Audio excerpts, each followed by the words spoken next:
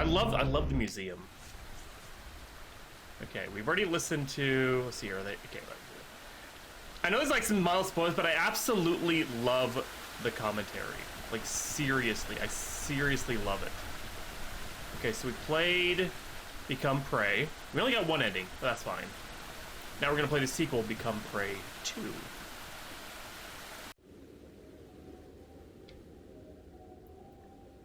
This game was originally released May 3rd, 2020 as part of the Haunted Hunting Jam hosted by Bonsai, fellow Haunted PS1 member and eventual friend. Oh, that's cool.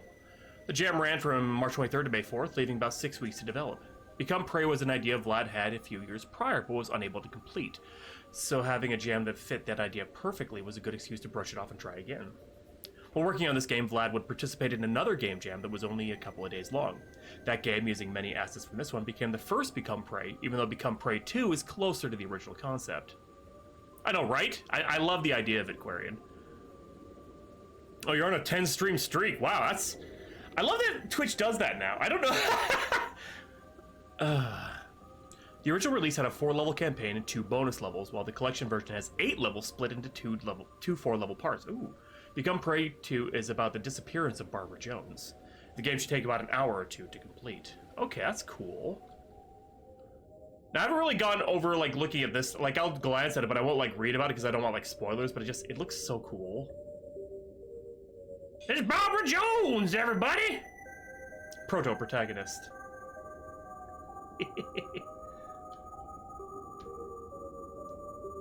Old environments.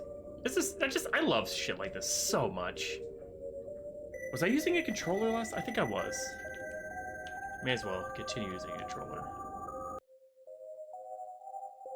Vladimere Lhore's Become Prey 2 of Everlasting Sin. The way got into, for those who want the intended experience, the closest to the original balance.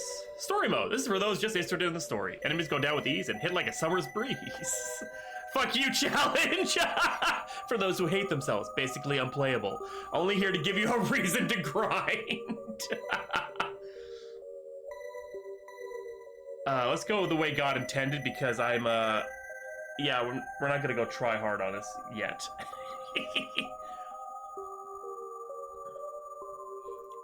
Yeah. So what if I should polish some of the game after that? I mean, go for it, Gabe. It's an awesome piece of history. Like, I love it. I absolutely love it. Oh, whoops. No. Help. There we go. Okay. All right, new game. Let's go. Walking onto my porch to have my morning cigarette, I saw it. An excess of feathers and blood in my chicken's coop. There was a moment of disbelief as I took in a long drag, just staring from across my yard. I wished it was just a dream, an illusion, that my chickens were fine. But there is no escaping reality. I made my way closer to inspect the carnage. The mesh had held this time. Coyotes had torn through the chicken wire a few weeks prior, so I replaced it all with hardware cloth. That wasn't the issue this time. Instead, it appeared that the coyotes had dug their way through the dirt underneath. I became so angry. It was such a stupid thing to overlook. And yet, there I was, the fool. Yeah, I do see that 100, like nothing again. I'm not like trying to dog on you at all, but like if you're not really well known, it's not really something that you do to make money, but I do think it's a really awesome thing to do. I love this. I love this collection. I should have bought this sooner and played it sooner, to be perfectly honest. It's taken me almost a year to do this, and I feel kind of bad about that because I love your stuff that I've experienced so far, and this is a great collection. I fucking love this collection. It's good games. It's fun games. Hellenor remains my favorite so far, and I don't know why. It's just something about it I just absolutely adore. And there I was, the fool.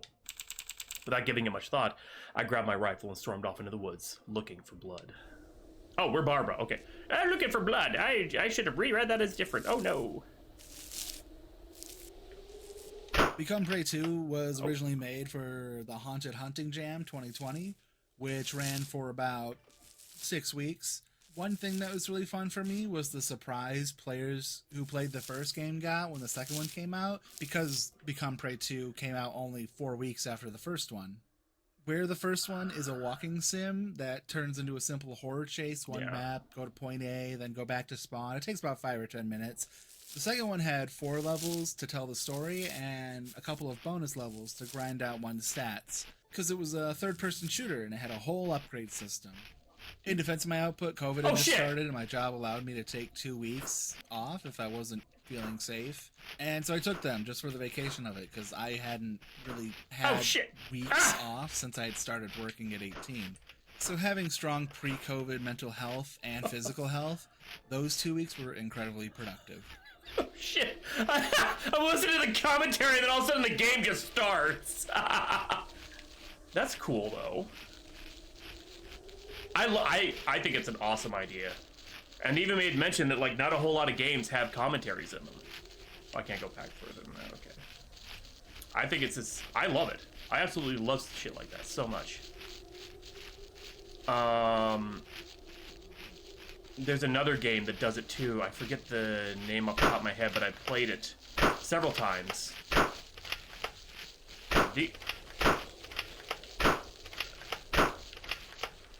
Oh, I'm terrible at this. Oh God! No! Why am I so bad at this? Oh shit!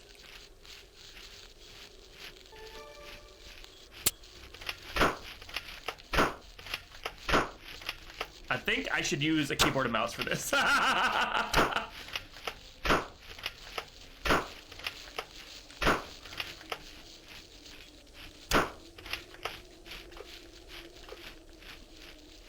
Oh, fuck, I'm dead. I'm so dead. I keep hitting walls and trees and shit! No!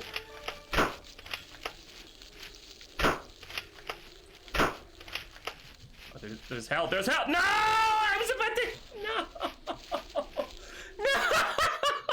Missing. Have you seen this person? Barbara Jones. Age 64.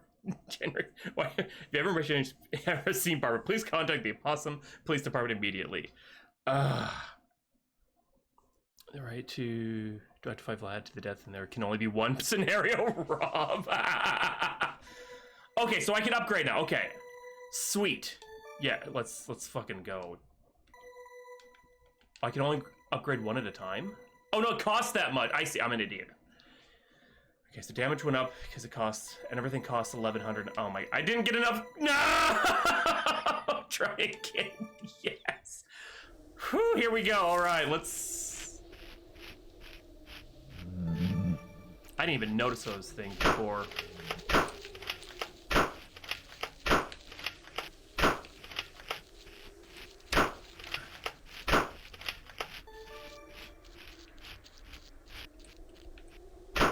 Why am I playing with the controller still? God dang it.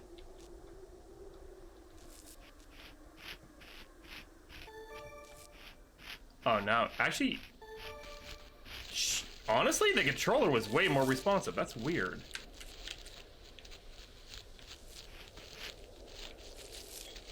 You know, I'll take it. Yeah, because, like, using the mouse, it's like that. Oh, shit. No, I'll stick with the controller, actually, I think.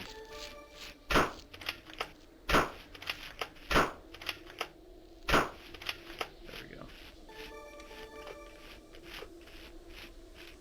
I got 8 out of 50 of those mofos.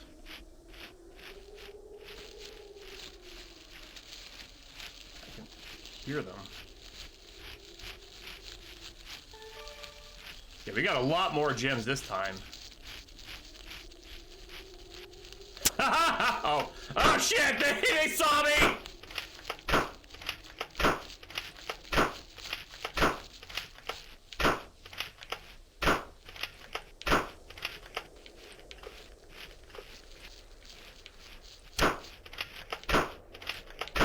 There we go. Polygamerous Quarian. Hey Jade, how you doing?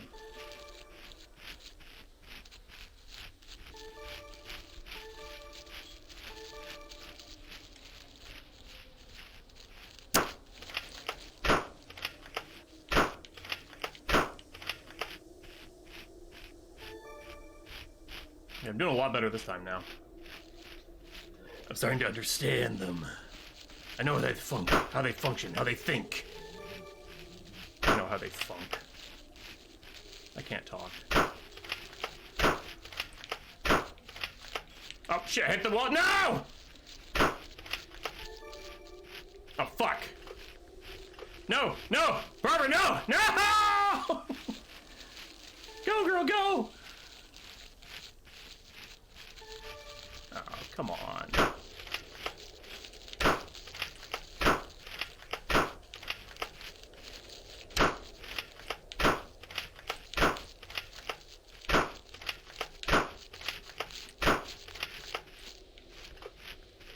Oh, shit.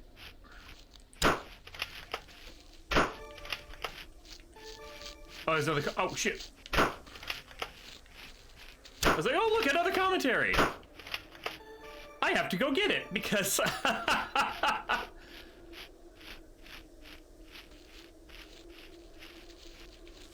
So the coyotes were meant to be the basic fodder, but due to time and scope, they ended up being the only enemy I got done. While I did receive praise from commenters for not reusing the deer models from the first one, I totally intended to.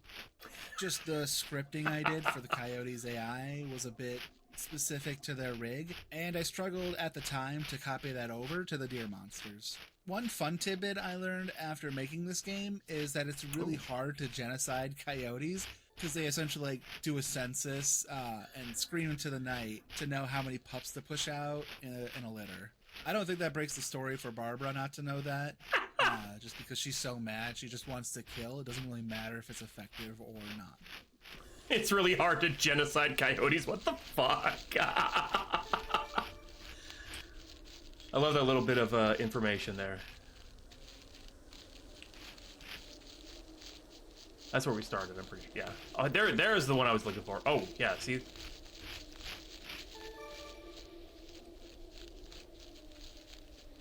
Oh, no, there's a whole bunch over there. They're just stuck against whatever. I think I'm too far away. Oh, maybe not. They're coming. They can't. I'm cheesing it. Yes. Hell yes. Oh no. Oh no. I can't cheese.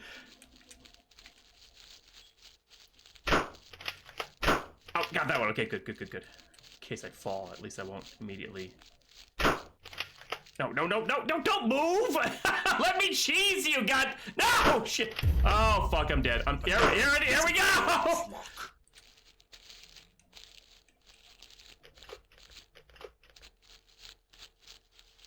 Oh, hey, G-Darrow, thank you so much for that sub. Really appreciate it. Thank you for using your Prime here.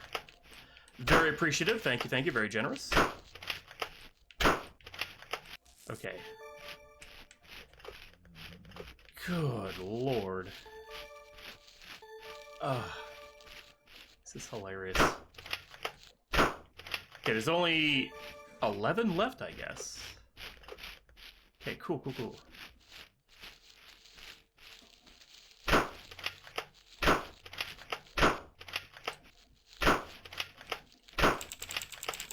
That should be enough to thin the pack. Is it though, Barbara? Is it? I can return home now if I'd like. I don't think I will. No, it's on site now. Oh, that's a big one. Oh, it's several.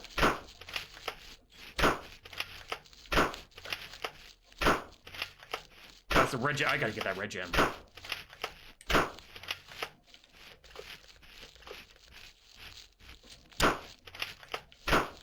Another red gem, yes!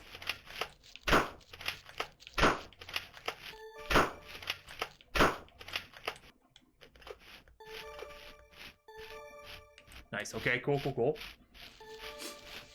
It may be enough for Barbara, but it's not enough for me.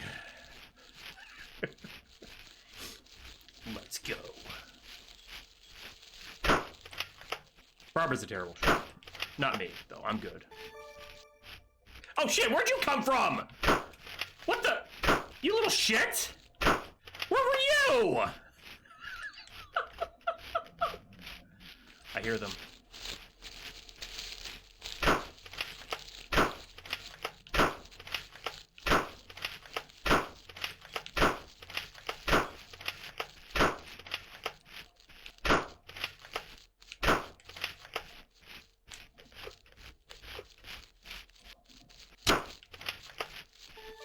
Only 10 of these fuckers left. Oh, I can shoot the... Or maybe I was just so close that it picked it up. I hear them. Okay. The tree strat. Just look at him go. Oh, there. Okay,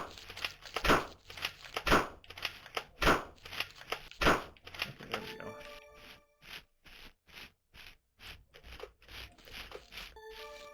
This is kind of fun.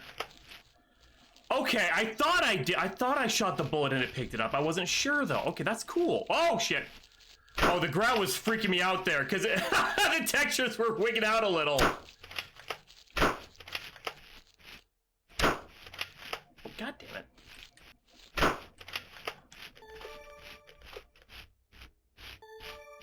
There's only 5 left. Okay. That's not too bad though. Only 5.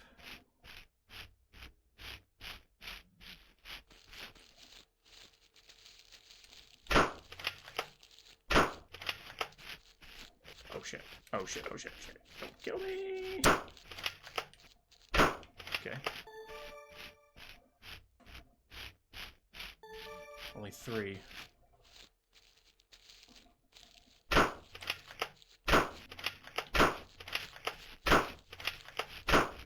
Okay. Doing good, doing good. Doing real good, actually.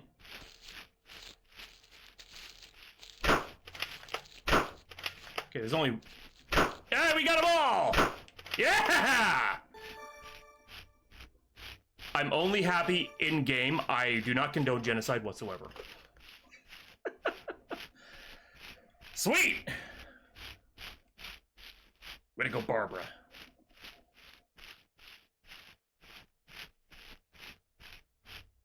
Okay, now I gotta find my way home. No, not that way.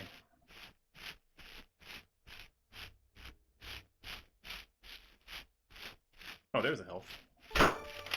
That's cool that you can shoot the pickups. That's actually pretty cool. I like that. Alright, cool. I think this is the way home. Yep. Awesome! Okay, now we need to level up a little bit. Max clip will upgrade that. Fire rate.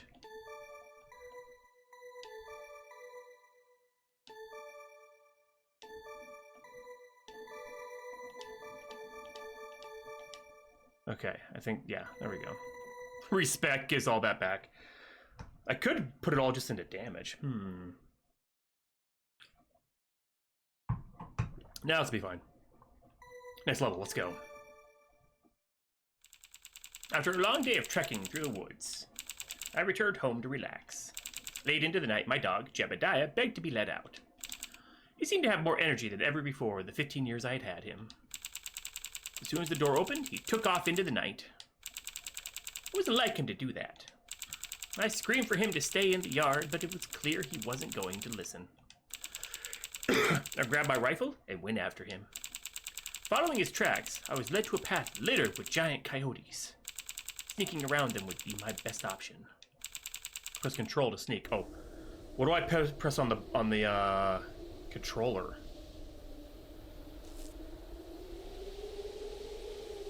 Something I wanted to have for this was differences in kind. So the first level is an extermination level where you have to kill so many to continue. Follow that up with a stealth level where you're likely too underpowered on your first run to do combat. Then it's a survival arena. You have to survive for X amount of seconds.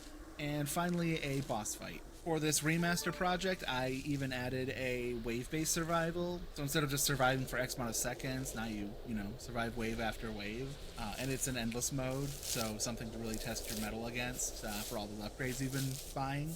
Honestly, I really loved crafting a campaign like this, and I'm a little distraught with myself for never having done so since.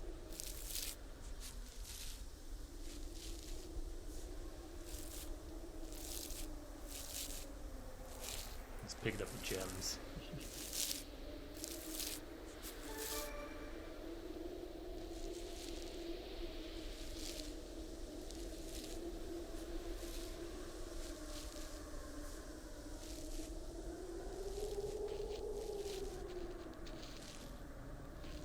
Oh shit! Ah, they found me! No! God damn it! How? No! I got too close. I got way too close.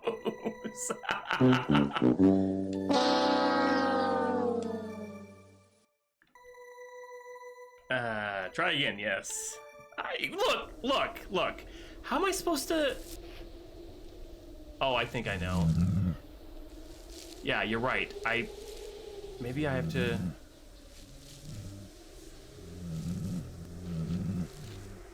You're right, they can... Okay, I'm an idiot. I'm an absolute idiot. Okay, it's okay. I now know what to do. I understand because I am an idiot. I have to go... That basically told me which way to go.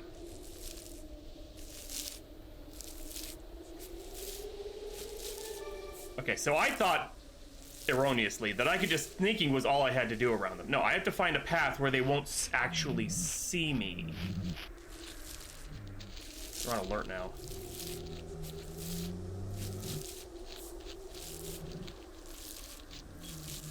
Or hear you. Okay, me running back there was stupid because they're gonna... Okay, see, yeah, the gems are guiding me. I'm an idiot. I didn't even... Okay. I have to walk nice and slow. Take my time. Don't rush. Don't be an idiot.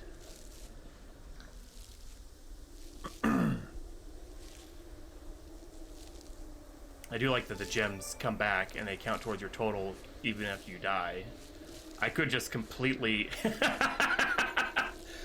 exploit that way. I don't think we need to walk in these parts. Just when we see coyotes or sneak, I mean.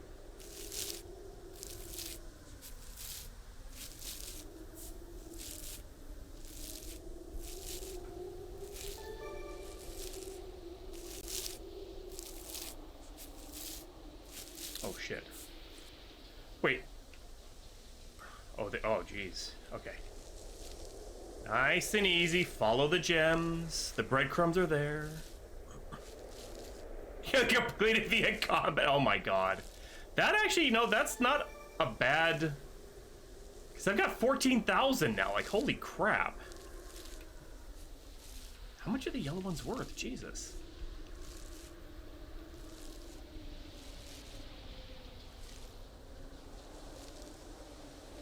I do like that you laid out breadcrumbs. That's actually really fucking clever. I like that. Yeah, they're like 2,000 each. Holy crap.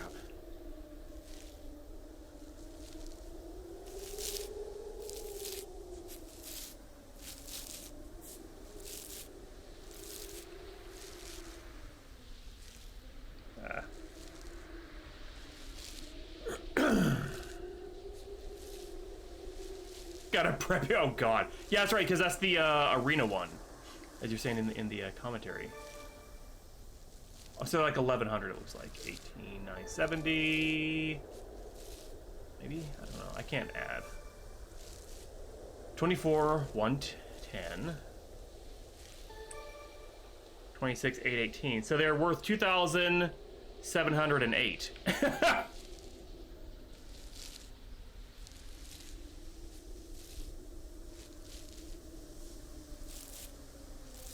So god, I'm gonna have a shit ton of those. Holy crap. There we go. All right, now.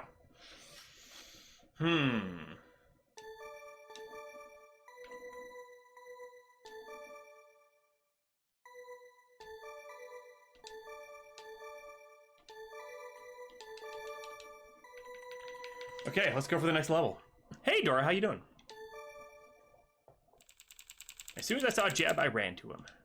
He was rigid still, yet seemed okay. I grabbed at him, trying to lead him back to home, but he refused. I was so focused on finding him that I missed the carcass he was fixated on. It deeply unsettled me. The way its stomach had been torn open, the way its innards stayed inside the cavity. It stirred a memory from deep within. I was frozen in place for a short eternity when the snow behind us crunched.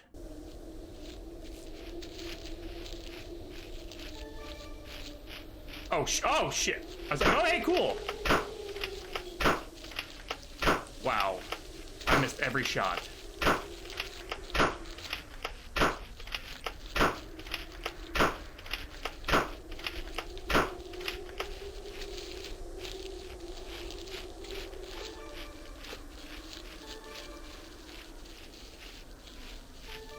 Where are they?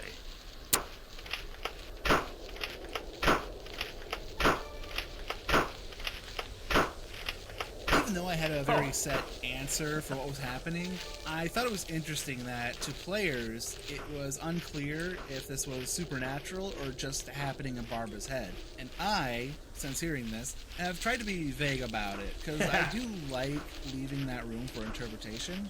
Sometimes the way someone else interprets your story is way more interesting than what...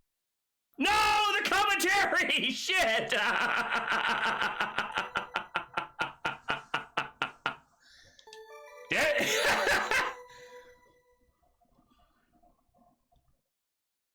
I hope so too, Dora. I just read that. Oh, there, now it's no longer red, it's now green again.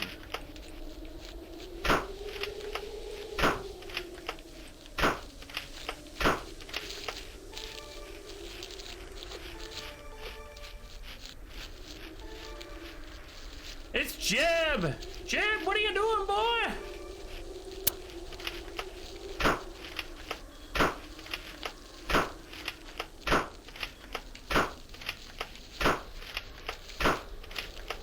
I forgot I could shoot the power-ups.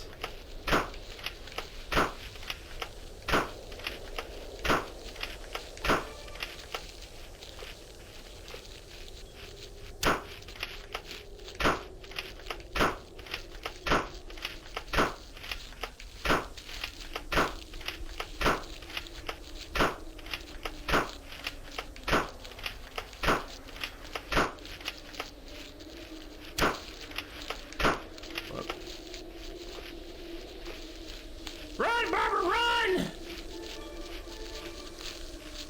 Where are they?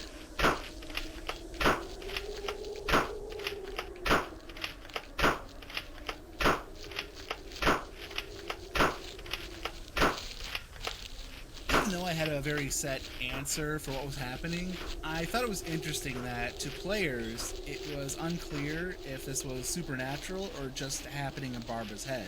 And I, since hearing this, have tried to be vague about it, because I do like leaving that room for interpretation. No! Sometimes the... No! I had... God dang it! I had 17 seconds left! Motherfucker. Yeah, this is what it's yeah, they spawn endlessly in this one. Alright, where's the friggin... Even though I had a very set answer for what was happening, I thought it was interesting that to players, it was unclear if this was supernatural or just happening in Barbara's head. And I, since hearing this, have tried to be vague about it, because I do like leaving that room for interpretation. Sometimes the way someone else interprets your story is way more interesting than what you intended. Like when this came out, someone said they loved how the final boss, the Beast, towered over you, because of course the psychological damage of the experience of the first game would make the monster she saw seem unworldly, larger than life. That extra connective tissue they formed was truly inspired. God, okay. I can't see where they're coming from, so it's hard to avoid them. Let me still some health. Oy. Barbara, you gotta work with me here. I think it's easier to avoid them this, like, going, in the counterclockwise, kind of.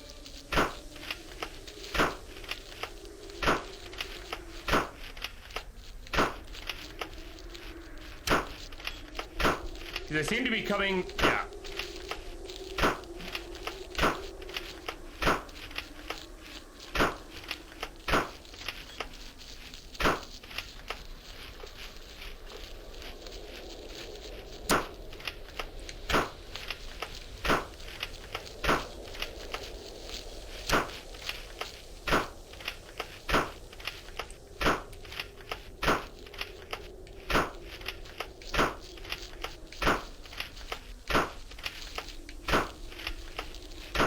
Scared the shit out of me.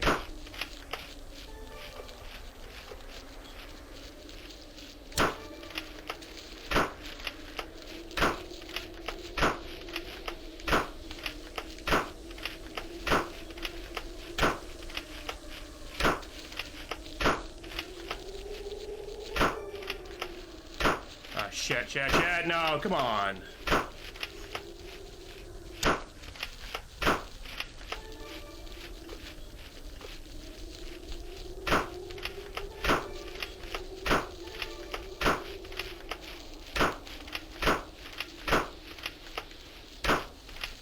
Fuck. Phew.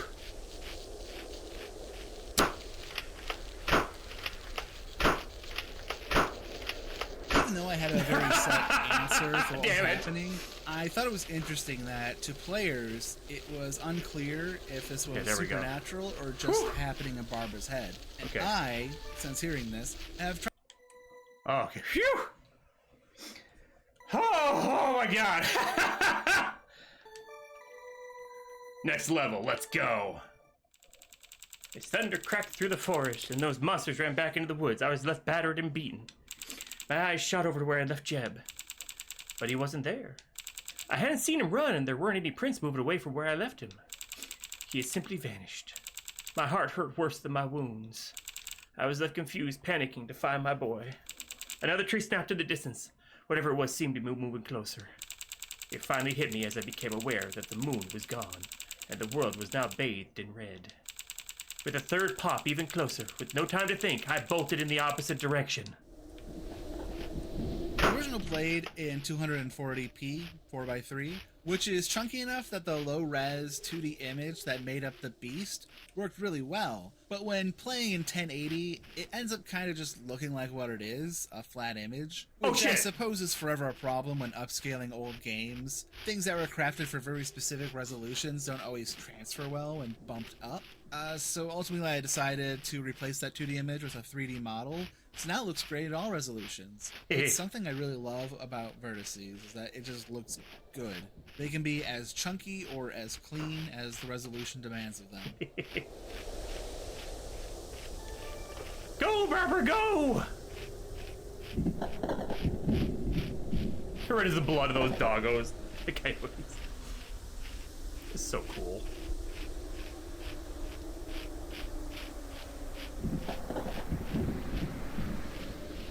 That is terrifying, actually.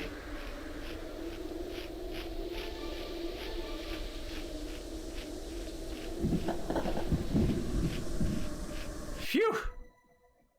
We made it! We're alive! Good for us! Yay!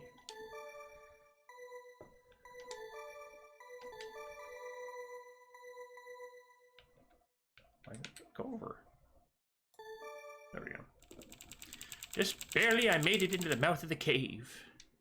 Taking a few breaths, I looked back to witness a giant paw barreling towards me. I stumbled and fell backwards, crawling away as the beast that chased me attacked the entrance. Digging away at the rock and dirt. My body twisted and I picked myself up, running blindly into the dark. The earth shook violently. I could only hope there was another exit.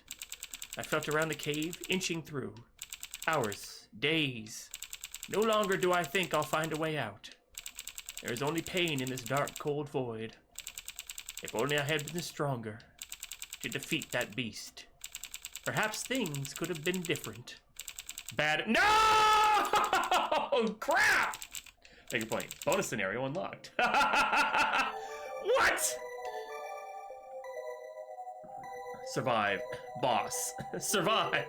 Ah, there's bonus stuff now! Because I think we were supposed to attack the things chasing us, but I just ran for it. What didn't you do? Yes, because it's all my fault. I'll try one of these. The woods are infested with decay. My bones ached for rest, but the night was young. First, I'd have to survive.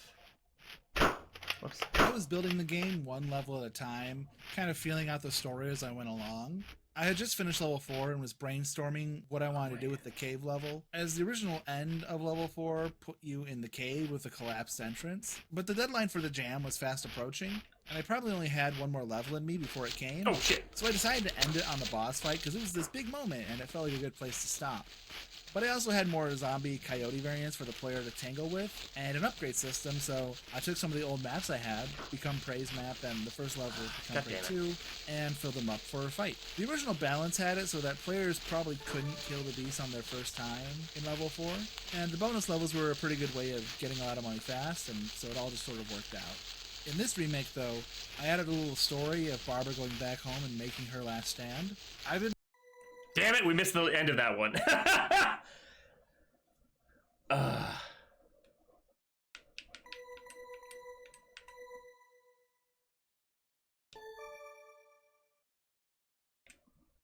I was building the game one level at a time, kind of feeling out the story as I went along. I had just finished level 4 and was brainstorming what I wanted to do with the cave level, as the original end of level 4 put you in the cave with a collapsed entrance. But the deadline for the jam was fast approaching, and I probably only had one more level in me before it came, so I decided to end it on the boss fight because it was this big moment and it felt like a good place to stop. But I also had more zombie coyote variants for the player to tangle with, and an upgrade system, so I took some of the old maps I had, Become Prey. God damn! Alright, you want to play that way? Then we'll play that way. There, full health. Fine, you don't want me to hear the commentary? I won't hear the commentary. Be that way. I will grab these again because holy crap. These are worth a lot.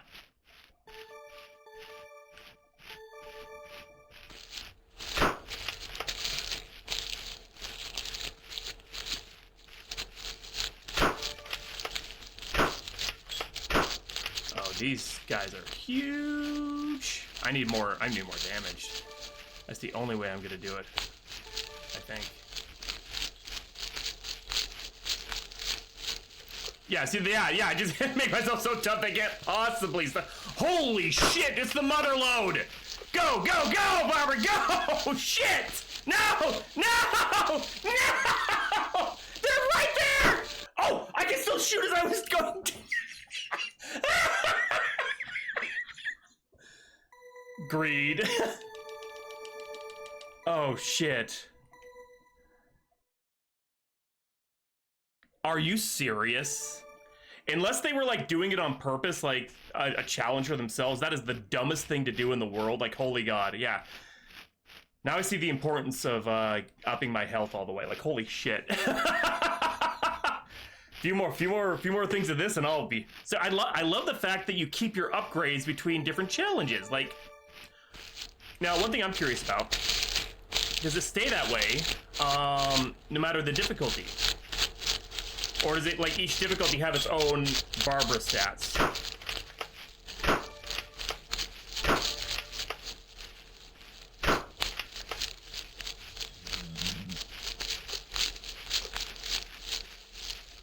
About bad games. Yeah, see, that's on the player, 100%. And that sucks because then other people don't really think about that.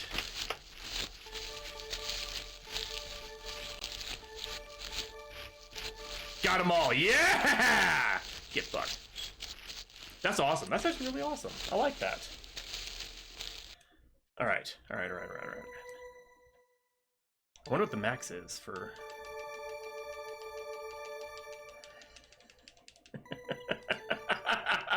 This is the mode to grind with. Ha ha! Oh, God. Max? I love you, man. Oh, I love that's the best answer ever. Okay, so I'll go this time. I'll get a bunch of the gems. And then I'm gonna go after the deer boss. I'm gonna try it and see what happens. Barbara's now on steroids. I didn't juice when I was younger, but as I got older, I had the need. A need for speed and demonic energy flowing through me. Like some sort of blessed angel from above, wreaking the Lord's wrath upon those who deserve it.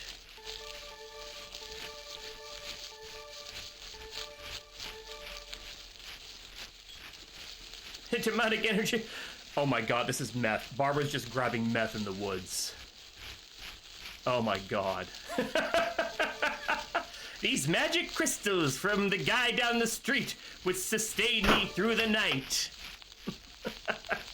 Actually, this is the best. I think the best tactic is just fucking run away from them in this time so I can finish the level. I just gotta live for 2 more friggin' minutes. I could do that. I could totally do that. I just gotta go in a circle, that's all. They're all, oh, hey, more. I'm, greed. It's greed. Greed got me. Greed took me out. Greed took me out. That's fine. That's fine. It's fine. It's okay. It's okay.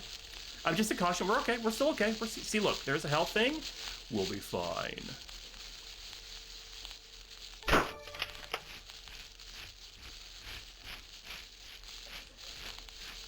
Demonic energy of crystals.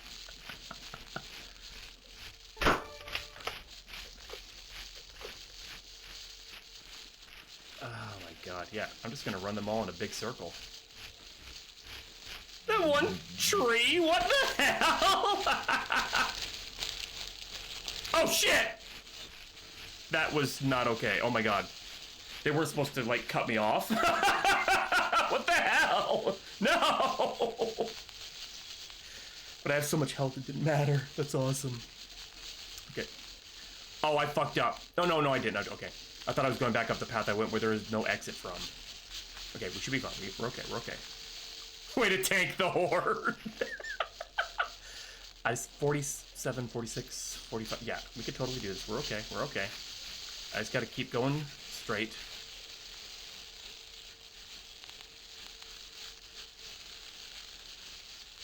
Actually, you know what? I'm gonna go down here. I should be able to, yeah. I think I have enough time going, yeah, we're okay, we're okay, we're okay. So I stick to the side. Yep, yep. Oh my gosh, this is hilarious.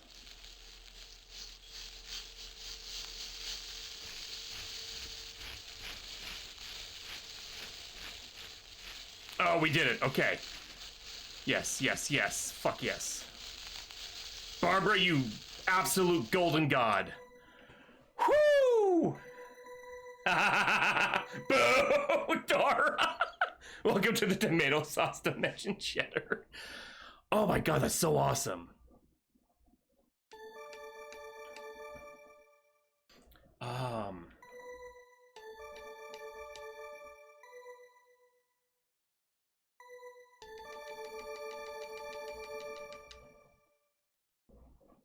Fire rate, maybe I'll... Okay, what's the next level? 2-2. After wandering for who knows how long, my surroundings suddenly felt familiar. This was the valley I had slaughtered all those coyote. All the corpses I had left were no longer still. Oh, shit. Okay, so this isn't a survival one, this is a... kill them all one. Okay, so there's 50 here.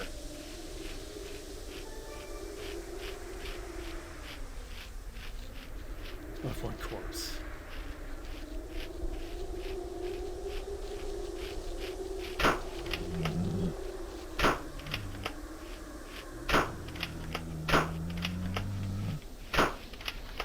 I like that you made the reticle green so you could tell the difference in the red world.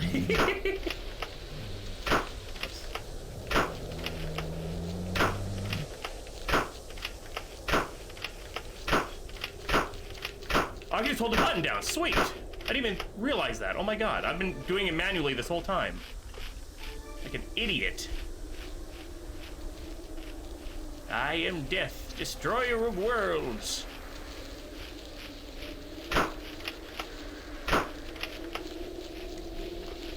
Wolves upgraded their health too. Well, they're zombie wolves now, or coyotes.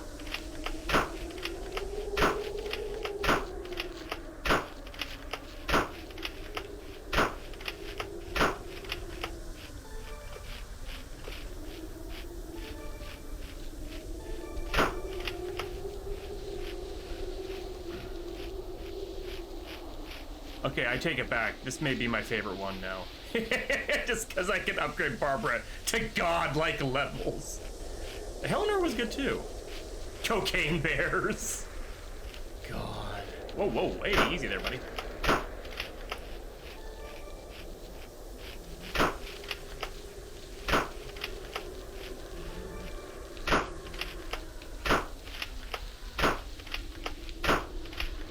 Hey, he got me.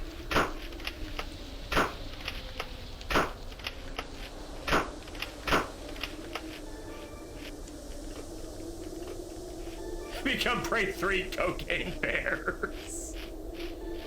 Oh, that'd be amazing.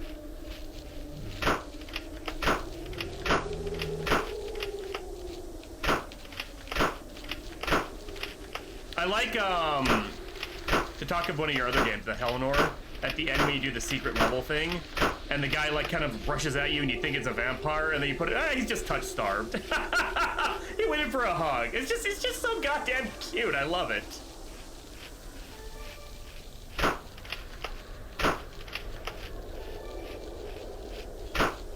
Cheddar. Oh, shit. Get off me, you ruffian!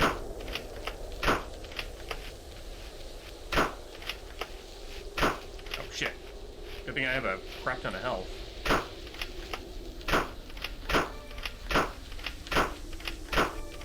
Let's put this thing on full auto! Let's go, motherfuckers! I was born in these woods, molded by them, but you were just a pup suckling at your mother's teat.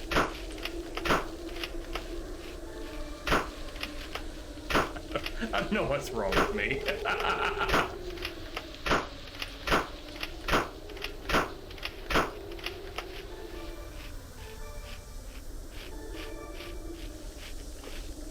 Oh, I'm a caution. I better heal up as soon as I see a health thing. Holy crap.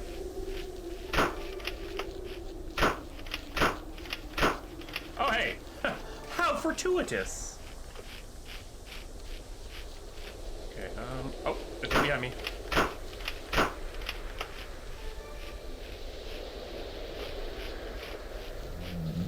Spare time, wow. Okay, here, oh, there they are. That's a big one, holy shit! Maybe it just looked bigger than I thought it was. Just looked huge, man.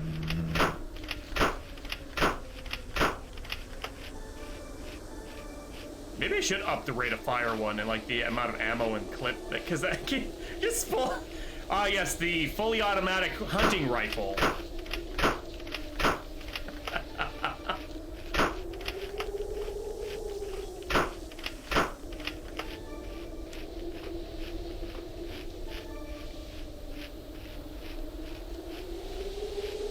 Goddamn Gatling gun. Oh, there we got him. Nice. Sweet! Next level, let's go. Oh, I didn't upgrade anything like it. I was ready to collapse. Exhaustion was all I knew. All that stood between me and my home was a new breed of beast. Oh, shit!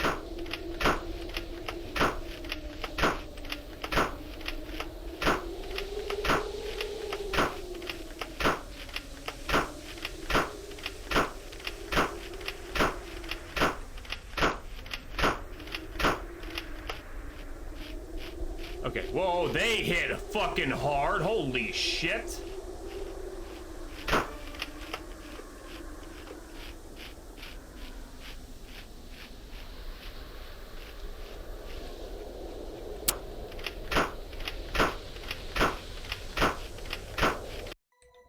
Oh. Nice. Sure, let's go to the next level.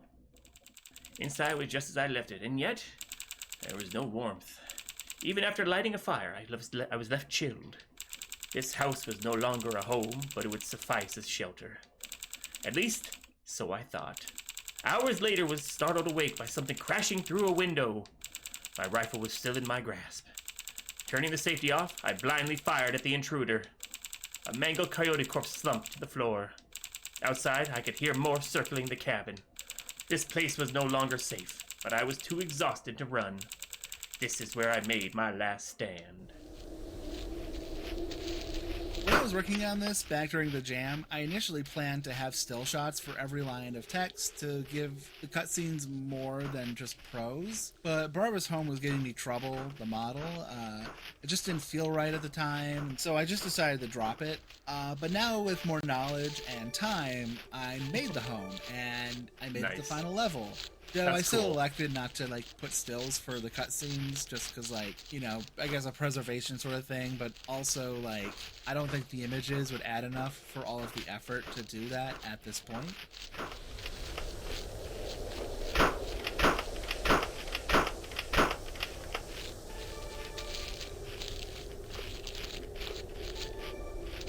They're coming out of the walls! They're in the goddamn forest walls!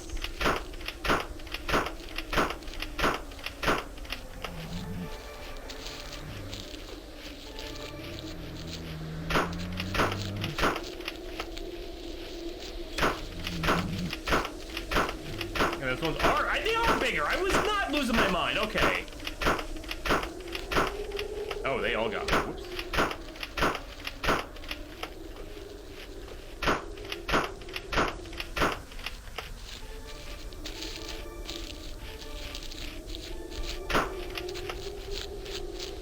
Come and get some.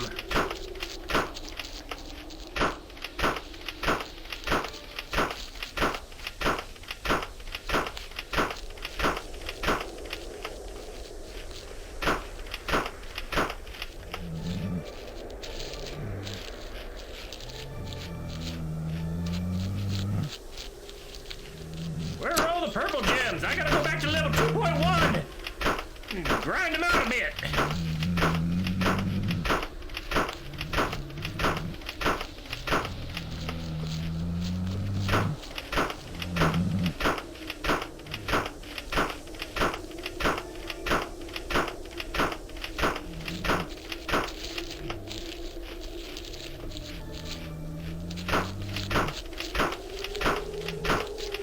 Oh, the zombie ones are slightly faster than me. Okay, that's terrifying as fuck.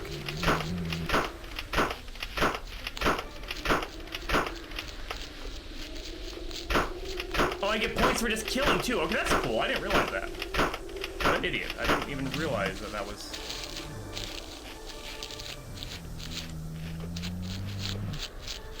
Where are they? Woohoo! Yeah, eat it. Suck it, Trebek.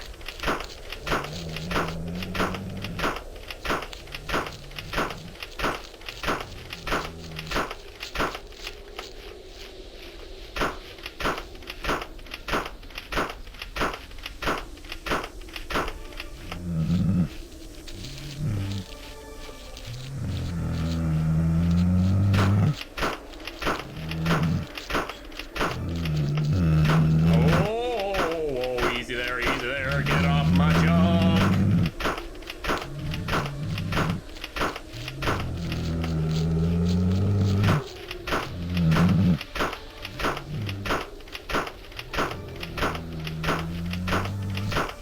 Barbara is the perfect killing machine. This fall on Fox. Okay, there's just one chasing me, so I can grab some power-ups and shit while I'm... Haha, because the waves aren't timed. I can just have that one just kind of follow me around. I don't care if he gets me. Because he's doing, like, baby damage. Haha.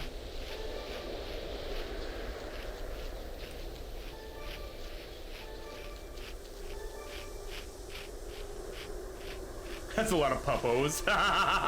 Alright. Got him. Alright, don't shoot till you see the greens of their eyes. Oh shit, deer now? What? Oh, I'm dead, I'm dead. I'm dead. Oh my god, oh my god, oh my god. I'm so dead, I'm so dead, I'm so dead.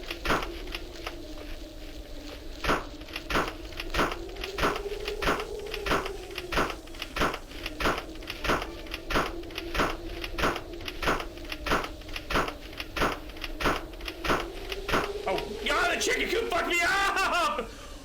Oh my god, it hits so fucking hard! Holy shit! Please tell me wave 9 is the last one. Please tell me wave 9 is the last. Oh. Okay, that.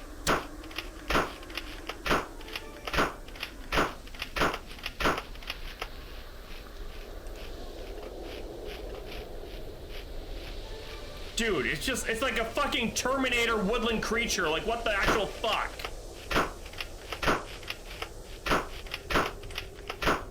are you Barbara?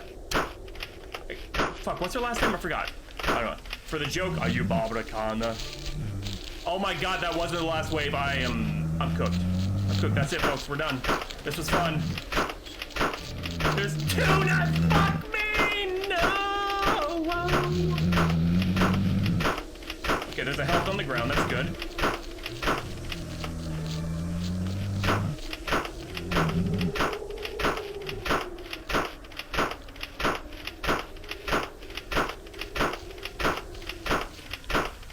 There's a little coyote on the ground. Hey, little guy. Oh, fuck!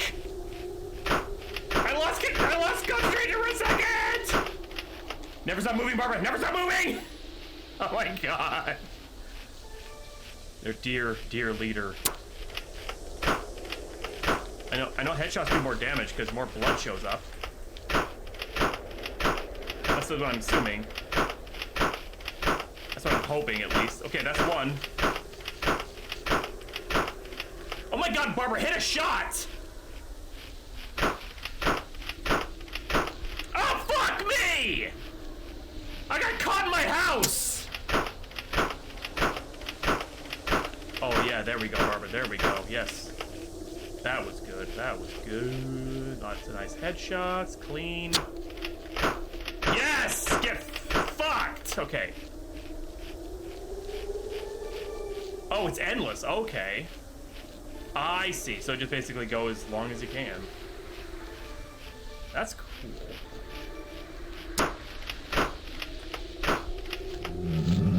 This is Barbara's last stand. I like that the zombie ones are a little faster, so it makes you a little bit more, oh my god, I'm gonna die.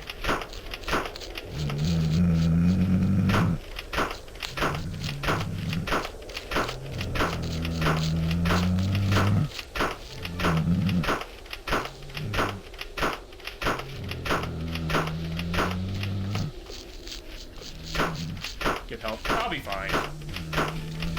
I'll finish this wave, then I'll just let myself die.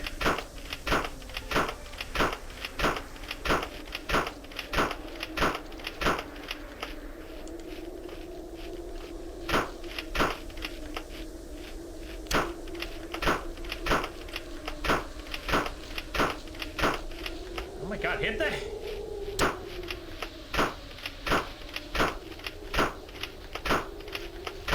Oh, ah! There we go. Yeah. The little one can just have a little nibble, it's fine. Some more gems and... boom! I'm sorry, Jeb! I couldn't save you! I couldn't even save myself, being Barbara, the most badass woman of the woods. I'm gonna get a few more gems on my way out. I'm so greedy! I want those gems! Give me that upgrade power, goddammit!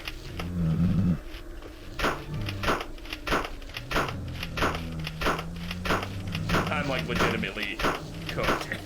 Like actually even not even trying anymore yet. Yeah. Yeah, I want to try the beast now. Local woman found dead. Local woman Barbara Jones, that was her last name, Jones, who had been missing for nearly 20 years, was found dead at her home in Possum County, apparently mauled by a pack of large canines. She was 64 when her daughter, Amber Jones, reported her missing. However, the corpse it found did not appear to have aged at all. Whoa. Wait, missing? Holy shit! Oh my god! No one knows how she ended up on her front porch decades after her disappearance. The prevailing theory, not including aliens or the supernatural, is that she died at a higher altitude of a nearby mountain where its remains frigid all year round, preserving her corpse. Then someone must have found her and decided to take her home instead of take her to the police, although how they knew where she lived is its own mystery.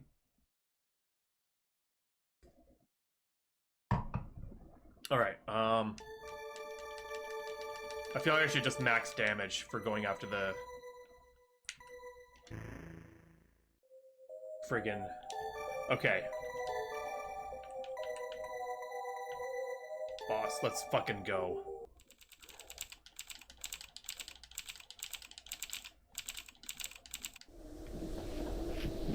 Where are they?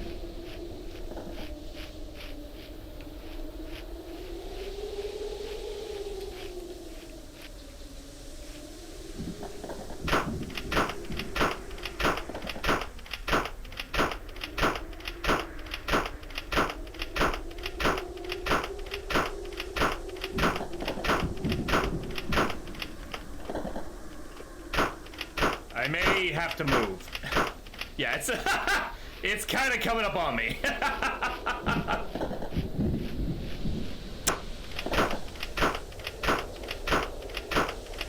I can't go any higher, so I'm just gonna shoot it in the dick. Oh my god. I'm running out of bullets too. Oh no.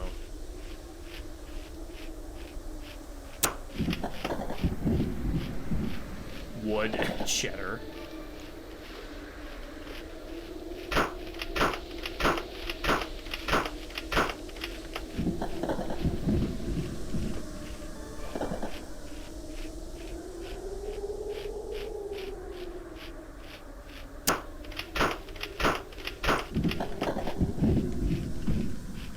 Okay.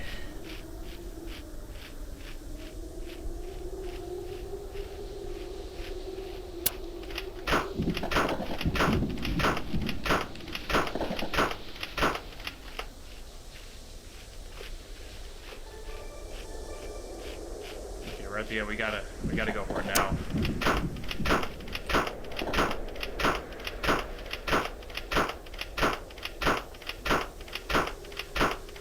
I don't think I did enough. Shit.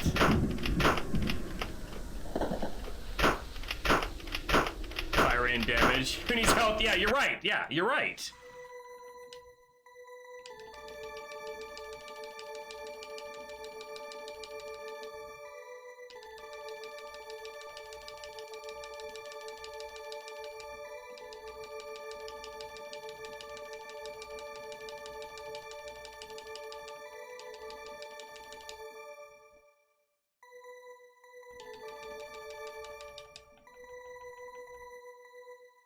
All right, Barbara, let's fucking go. Where is it?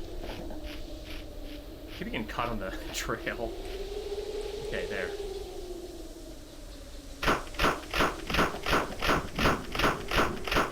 I was hitting a tree, no! God damn, yeah, there we go.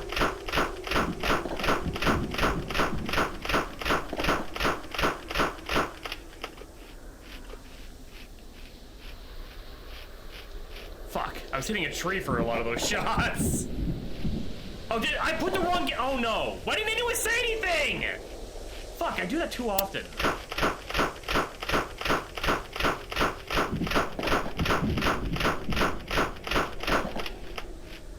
Oh, whoop. I was too busy watching Murder Doggos. Yeah, I'll change it, don't worry. Oh, I feel bad. It's running away! We did it!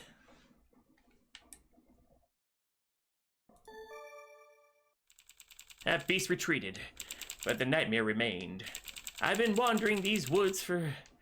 I don't even know anymore. Time has ceased to exist for me. The sky is only ever red. The beast still stalks these woods. I constantly live in fear of the moment I cross paths with it again.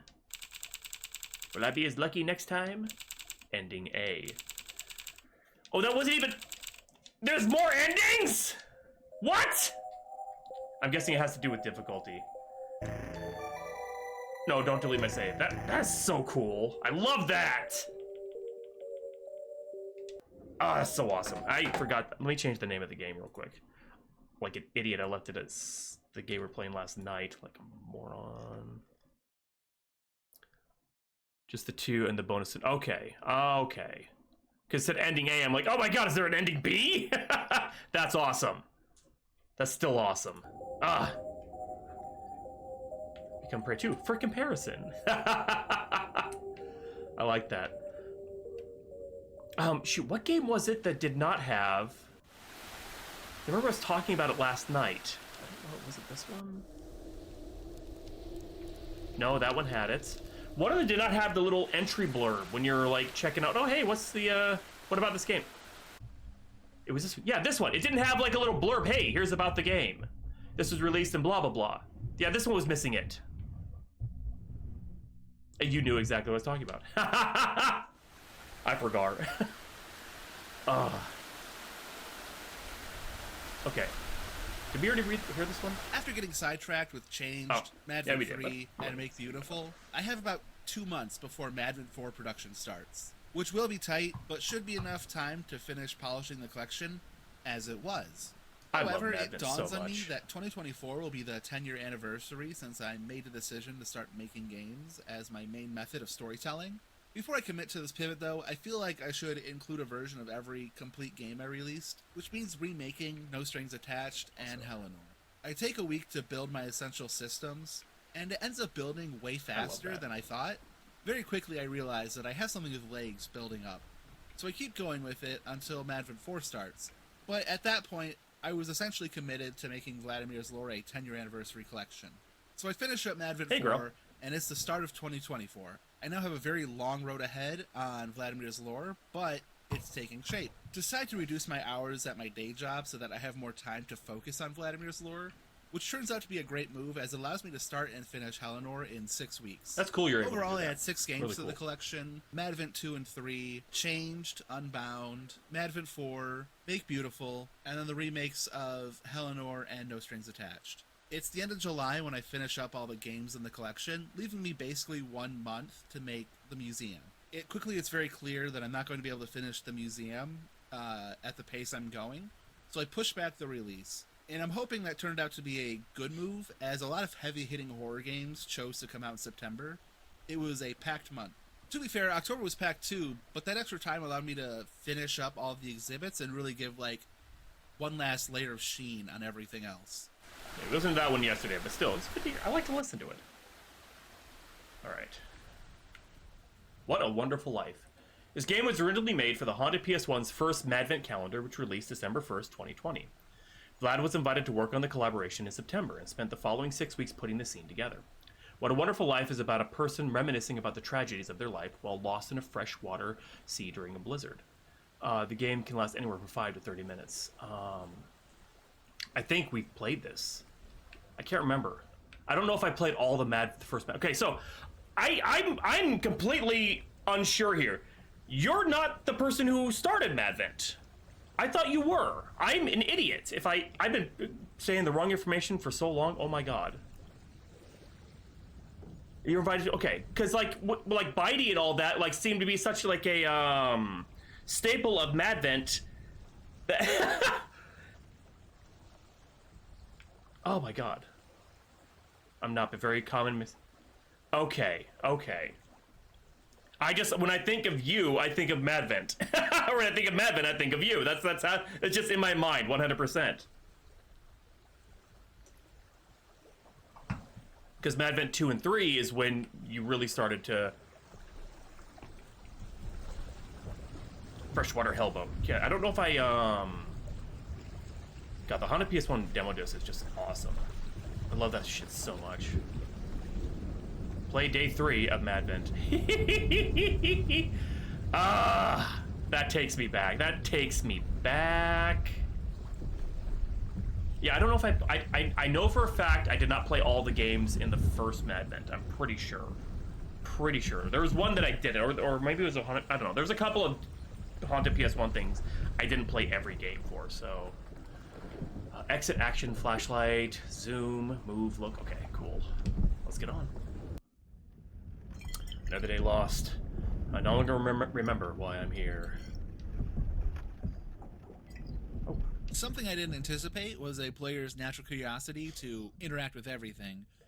When watching playthroughs, it's always funny to watch someone look around, see End It as their first interactable, and then click it just to get booted back to the launcher. Many players did the audio equivalent of a Pikachu face as it dawned on them that they have indeed ended it. Thankfully, they'd hop right back in knowing there was more to see. Though I do recall one playthrough deciding, that's enough.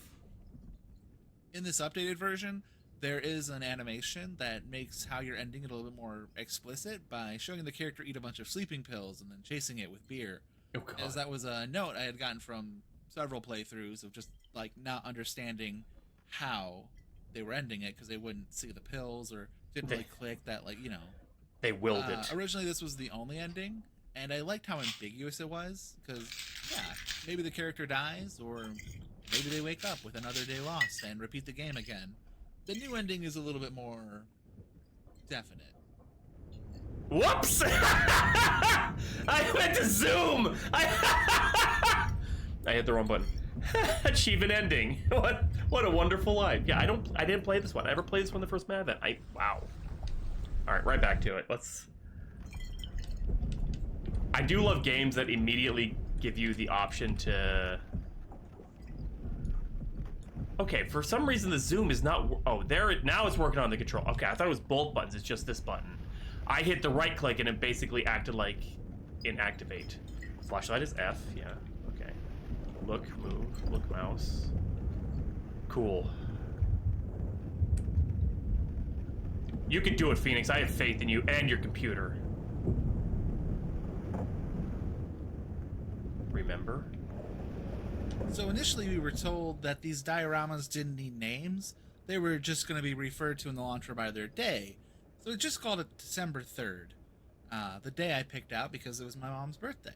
However, just before launch, I realized everyone else had gotten names in the launcher, and mine was just December 3rd, so I went to go change it to What a Wonderful Life, because I thought it'd be a funny play on that old Christmas movie, but also I know that the story's all about how this character's lost everyone, and their life is anything but wonderful. Wrong pipe. Sadly, the launcher data was already set, and changing it so late was a no-go, so the original Madvent, to this day, has What a Wonderful Life as December 3rd in the launcher, though when you launch it, the EXE does have the proper title. Where are we right now? We're playing What a Wonderful Life from the Vladimere's Lhore collection, remember. Nothing used to lull me into a slumber like the dull roar of an engine chugging away. Now it only wakes me as my head pounds along with the pistons. A boat. We're in a boat. Sorry, where are we? You meant like, where are we actually in the game? Yeah, we're on a boat. A lot of players will pick a direction and go, which often leads them back to the lighthouse that sits at the center of the map, because the boat loops around when you hit the edge. This helps the sea feel much more vast, but the cool programming thing I learned here was how to move all the snow particles with you so the jump feels seamless. Well, almost seamless. You can still notice the jump if you're looking at something more solid that just pops out of existence or into existence, but... That's cool. Accelerate, decelerate, turn, stop driving. So the compass was originally meant to point north to help players somewhat orient themselves in this vast ocean, but the code didn't actually work right, and so it was basically useless. I ended up fixing it in this version, so now it does point north, but if you're having trouble finding a memory, the game will spawn a helper character and the compass will start pointing to the nearest memory. There's an achievement for finding everything without needing help, and I tried to leave enough time that players wouldn't particularly struggle finding it all before help comes. Oh. But I'm hoping that it wasn't so long that players will end up frustrated and quit before the help comes. Oh no. God damn it, me and my achievement ass. So in the original version, Freshwater Hell, the interior and exterior were separate scenes, and the boat didn't actually move. You went inside, you picked a direction to drive, and then it would spawn a new outside. I did this because it felt like it would be more PS1 at the time, but by the time I got to What a Wonderful Life, something I thought would be cool to learn was how to make like a large explorable vehicle that you could drive around an even bigger world. It took several physics layers to get it all to work, which made porting this to the collection a bit more of a hassle than most of the games, where the only layers I add is like an enemy layer and a player layer. But for What a Wonderful Life, there's the boat exterior and the boat interior layer. What I really wanted was to let the player get off the boat and explore little islands, but the current boat interior-exterior solution wouldn't allow for that to be seamless, and it'd be more like the boat's driving versus exploration, where you technically become another entity in the scene. But I never ended up doing it just due to time constraints. Since you can never get off the boat, you'll never end up seeing it, but the boat has a texture that says SS Eternity. I grew up near a lighthouse. I don't know how many days I'd spend looking over the Great Lake, watching out for my dad's boat. I can't remember how many books I devoured either. When I think of being 8, all I can picture is the feeling of wind billowing through me as I clutch the pages against the binding. Just a few years later, I often longed for a life so simple again. So I took so long listening to the commentary that the helper showed up. So much for that achievement, god damn it.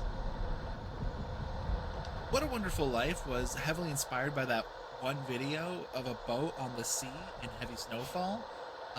The way the orange light illuminated the snow, I just really wanted to recreate that so I could immerse myself in that atmosphere. The first version of this game was originally going to be made for the first Haunted PS1 demo disc under the working title Freshwater Hell, in which the player was lost in a freshwater sea during heavy snowfall, and they were going to have food rations that they needed to pace out while they wandered around trying to find land. Unfortunately, due to a heavy workload between my day job and a commission, I was unable to complete the game for the demo disc and ultimately shelved it. But thankfully, someone later that year asked me to be a part of a collab called the Madvent calendar, a collection of 24 holiday/winter themed dioramas and games leading up to Christmas. And I thought the boat in the snow would be perfect for that aesthetic. So I got back to work and ended up making what is now What a Wonderful Life. That is awesome. Even at my lowest points, you were there to pick me up. When I was at my weakest, you were my strength. I felt so lost, but you guided me through it. I hoped one day I could return the favor. I'm sorry I couldn't do more. Now all you have left is your own compass to point the way. I want to read the, I just love the commentaries. They're just so cool to me. It feels like my entire life I've been cursed with suicide ideation, though thankfully it's rarely manifested into planning or attempts. Still, I know how that there is. was a sort of catharsis making a game that wallows in sadness, mourning what was lost, where it doesn't get better, and the only end is taking that plunge into darkness. I guess I kind of like the metaphor of knowing that there are things out there to find, goals to achieve, but traversing the sea is so unwieldy that many players just kind of give in to the temptation sitting below them. Before, the game just kind of explicitly told you there's nothing left to find, and giving in to temptation was the only end. But now there's the alt end that could be chalked up to everything being an accident instead of self-inflicted. I think there's an argument that having an alternate route ruins the metaphor of the hopelessness that drives one to such an end, but I think forcing the player to drive into an accident achieves a similar tone. Like, inevitability. No matter what you do. I mean, that is depressing as fuck when you think about it. Like that, yeah, that, I never saw that video, but that is definitely 100% a good recreation of it for that, like, just the snow and the, oh my god. I'm gonna turn that off for now. Let's drive, okay. So we want to go... I'm going the wrong way. I want to go north.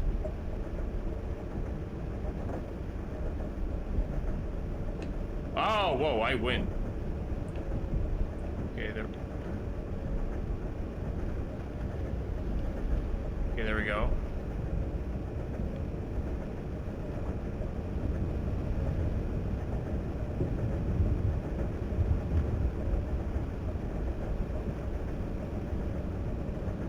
That compass loves to jump, doesn't it?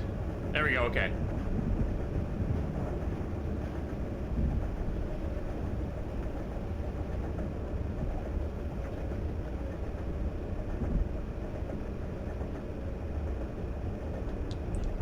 Wait. I think I drove past it. Yeah, How do I stop on the...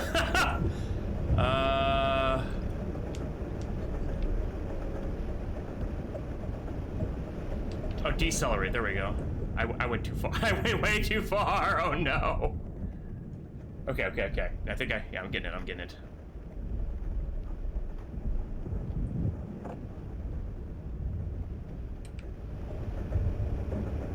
Okay, it's directly ahead of me.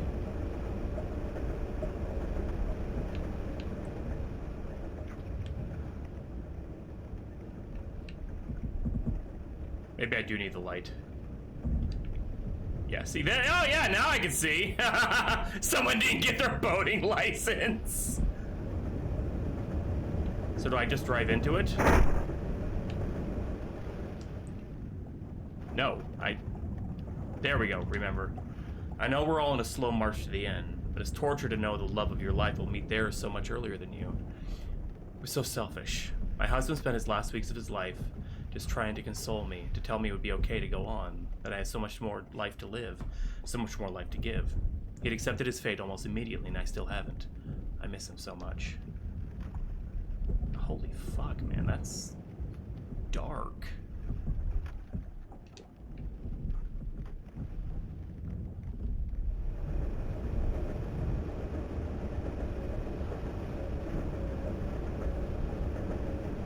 I saw one in this direction.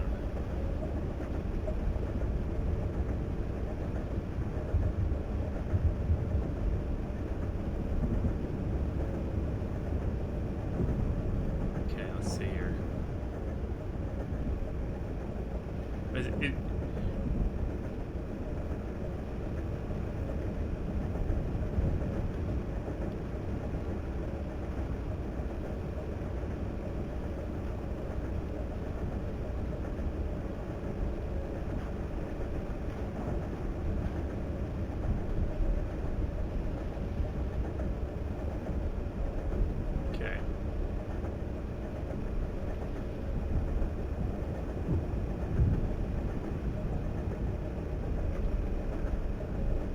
keep going north.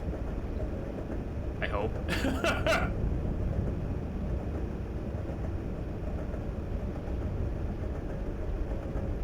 It's easier with light. I feel the other two are easier in the dark since they emit light. Oh! There's only... Okay.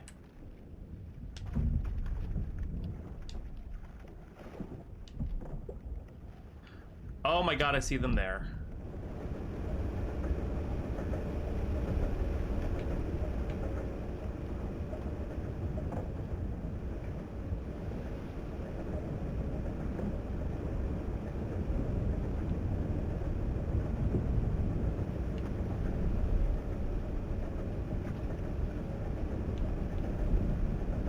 It is very hard to see them.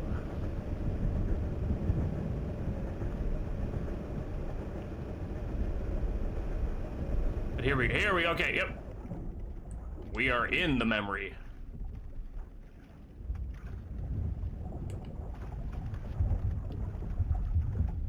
No, we're not.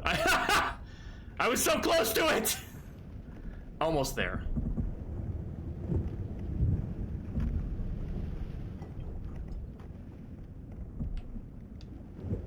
Oh, oh god, I hit it in reverse. God dang it.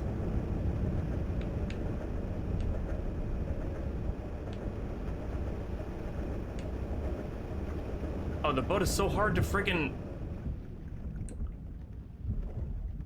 It's like right there. Am I close enough? Okay, I'm close enough. Your mom was in an accident, my dad said in a panic, rushing me to get dressed. I regret not being faster, but I was only 10. By the time we got to the hospital, she had passed away. My dad broke down when the lady at the desk told us she died only minutes before we got there. I had never seen him so angry, so frustrated, so powerless. Damn. And then there's the other one over in that direction.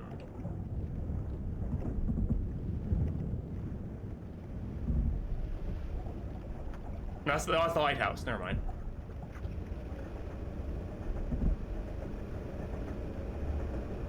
Yeah, that's the light. Oh wait, there's light over in that. Okay, there's definitely light over in that direction. Or something.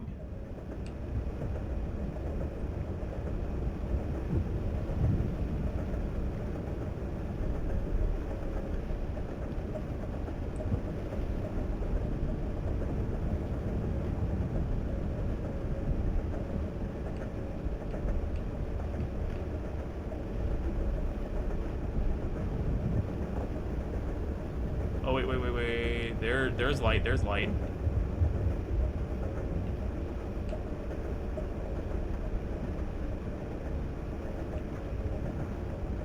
Or am I just seeing things?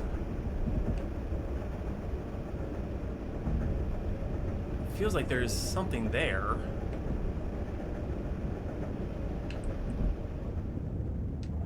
I feel like there's something out there ahead of me. Is there? Yes. Yes, there is. Straight ahead, there is something there. See? See? I'm not crazy! It's right there! Go towards the light, Phoenix! Okay, I'm not crazy. Okay, so okay, those are the memories we've collected so far. Okay.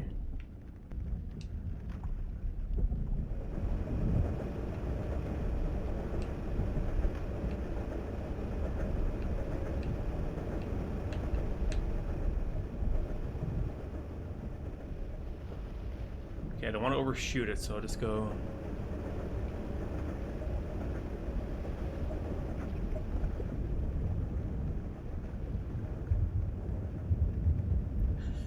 I love the commentary, but I think it's making it so I can't see where I'm going.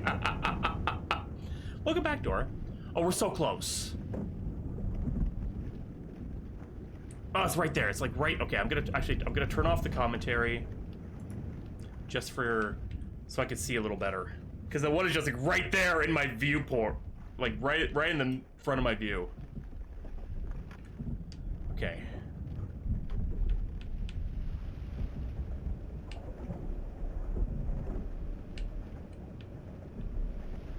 There's definitely something here.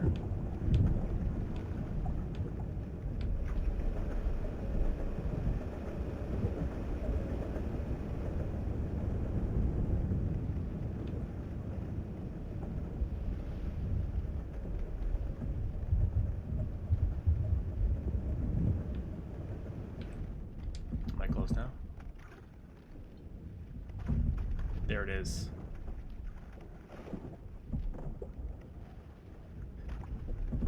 Okay, I gotta angle right at it and just go into it, I guess. As one does.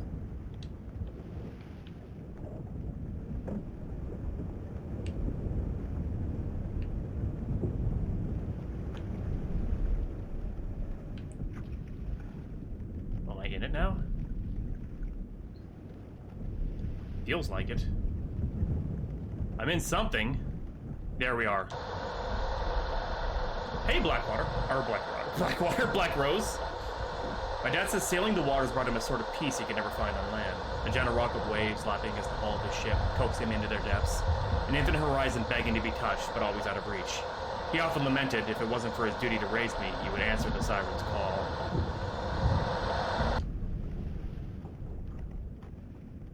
Do you see that light? Great. I took so long that all the hint guys are here.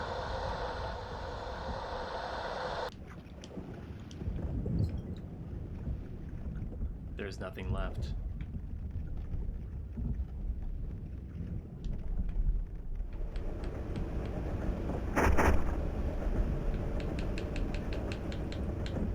I ran into the...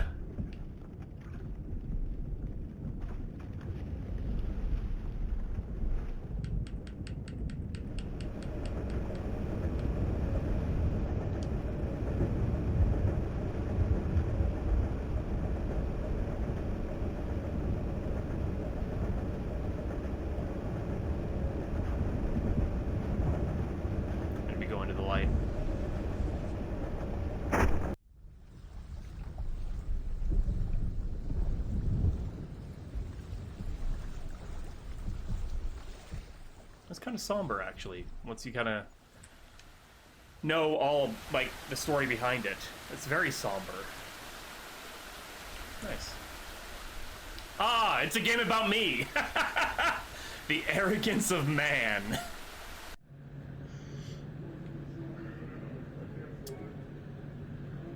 This game was originally released December 1st, 2021 as part of Madvent 2 calendar. Vlad made this game while also directing the Madvent 2 calendar. Madvent 2 calendar. I love that. It was split between making the launcher one of the games, and it ended up causing Vlad to crunch. The Arrogance of Man is about someone trying to get home in a blizzard when their car breaks down. I did play this one. I remember this one. Using a flare gun and emergency boxes to keep warm. The game should take about 5 minutes to complete. I remember this one. It says, I already played through it. I'm going to look at all this shit now.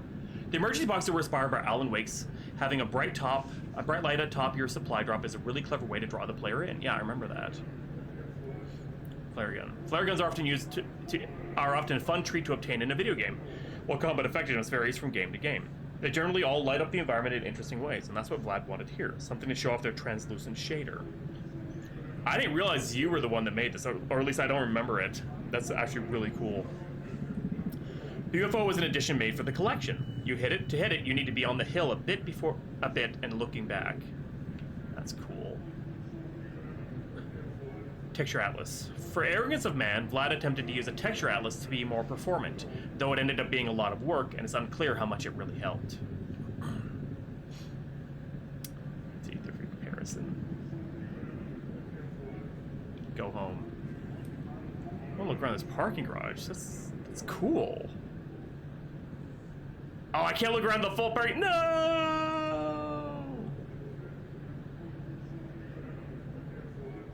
Ah, bullshit. Alright. Let's go home. It's a tease. Indirect left click, aim, right. Okay, so that boom, shoot. I mean, aim, run, action, move. Okay.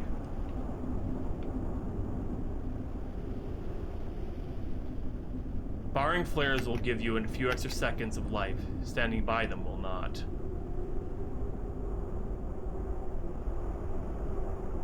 Oh shit, right. Commentary's off. Thank you for reminding me.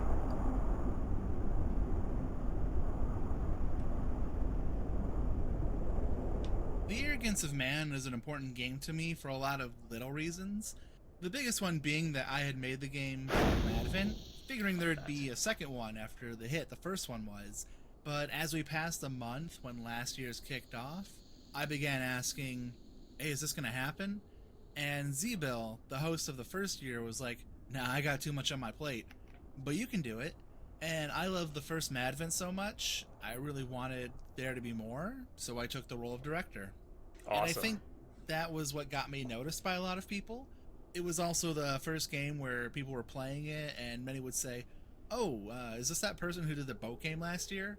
And the feeling of leaving such an impression stylistically to be remembered felt pretty good.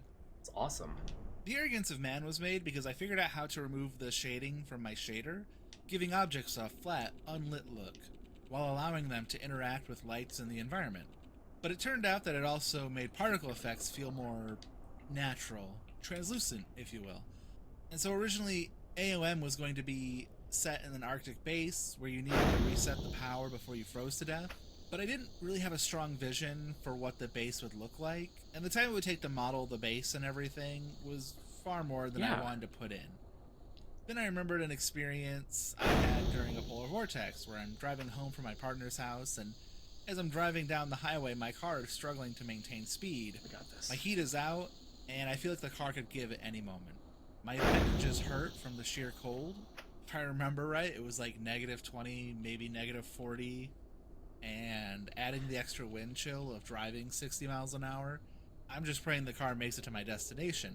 I think about what I'll do if it dies, because I'm pretty close to home, and I don't think I could stay in the car for a night, but I'm not sure if I'll make it if I walk. And my phone must have been dead because the thought of calling for help just never crossed my mind. I remember that scared feeling, and I tried to distill that into the Arrogance of Man. -20. Those are rookie numbers. Never thought that'd be me.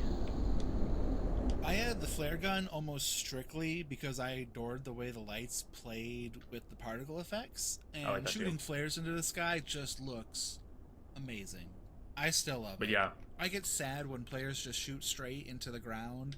I almost considered changing it so it always shot upwards, but I like shooting straight because it gives players a sense of ease. Like a monster might come out and they'll have to shoot at that. An additional challenge was I felt with how realistic the scenario was that people might instinctually try to stand by flares as they shot for warmth.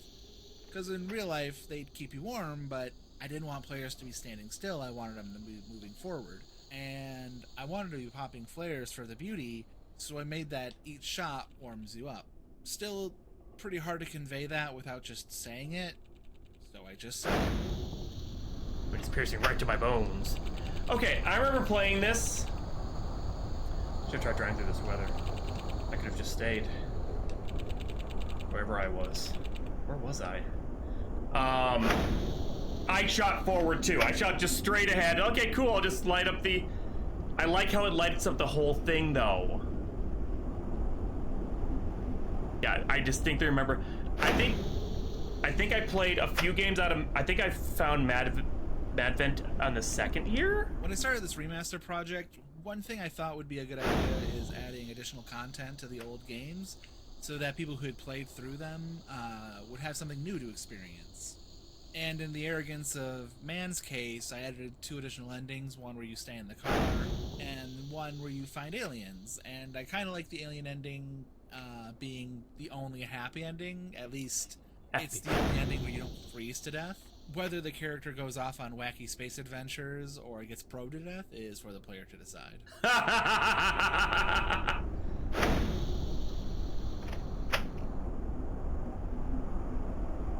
It's up to the player to decide.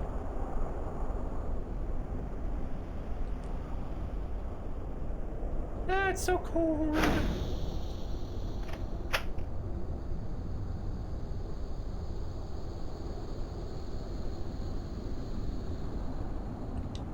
Damn it. It's empty. Oh, come on, really? It's super simple, but I really love how persistently the third emergency box raises the stakes in players' minds. The first 2 setting up the precedent that you'll always find a lot of recovery there, only for the third one to have none. And that, coupled with far less flares between 3 and 4, means that players who haven't been saving for a rainy day might not make it. I think this helps raise the tension from a walk down a road to, I'm going to die here. And it forces players to hunker down and start being more conservative with their ammo. Then they see the 4th box and their hope is raised. They just need to push a little further to that 4th box and then they can recover, but the end hits them first. Again, it's simple beats, but I'm proud of how effective and consistent they were with players. I could have sworn I was closer. Did I pass it already? Maybe I should turn back. No. Keep going, keep going. Oh, it bounced back! No! I need the light! Shit!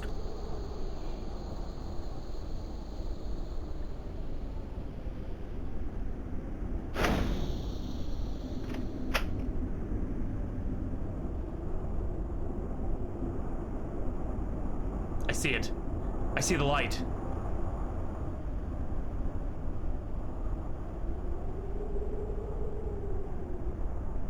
Okay, good. My last flare. Shit. I have no choice. I have to go for it. Go for it!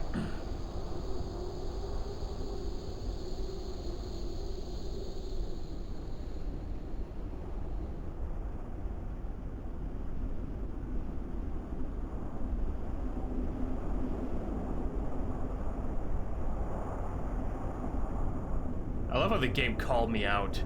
I think the screen gets darker and darker, or like bluer and bluer as you get colder and colder. Oh, fuck!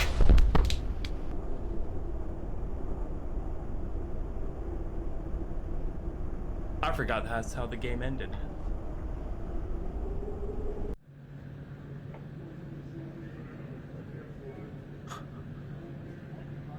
Holy shit. Now, how do we get the UFO ending? To hit it, you need to be on the hill a bit and looking back.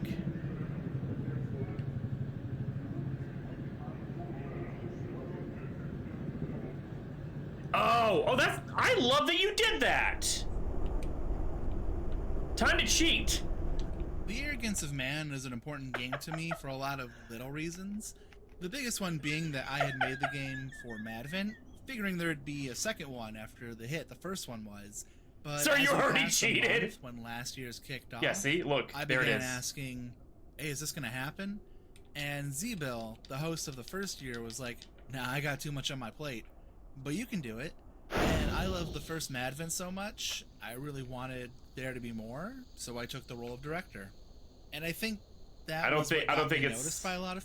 I don't think it's working. Was made because I figured guess out how to remove the shading from my shader, giving objects a flat, unlit look, while allowing them to interact with lights in the environment. But it turned out that it also made particle effects feel more natural, translucent, if you will. And so originally, AOM was going to be set in an Arctic base where you needed to reset the power before you froze to death. But I didn't really have a strong vision for what the base would look like, and the time it would take to model the base and everything. It's not showing my ammo far either. More than I wanted to put in. Weird. Then I remembered an experience I had during a polar vortex, where I'm driving home from my partner's house, and as I'm driving down the highway, my car is struggling to maintain speed. My heat is out, and I feel like the car could give at any moment. My appendages hurt from the sheer cold. If I remember right, it was like -20. The game knows you're 40, cheating. and adding the extra wind chill of driving 60 miles an hour, I'm just praying the car makes it to my destination. I think about what I'll do if it dies, because I'm pretty close to home, and I don't think I could stay in the car for a night. Okay, so I'm guessing... I'm not sure if I'll make it if I walk. And my phone must have been dead because the thought of calling for help just never crossed my mind. The UFO ending... I remember that scared feeling, and I tried to distill that into the Arrogance of Man. Why not it? Just being on from the menu. Oh, but the thing's showing what it didn't before.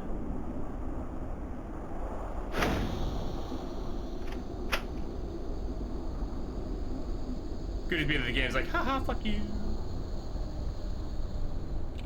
Fuck. This cold is unreal. The wind is piercing right to my bones. I shouldn't have tried driving in this weather.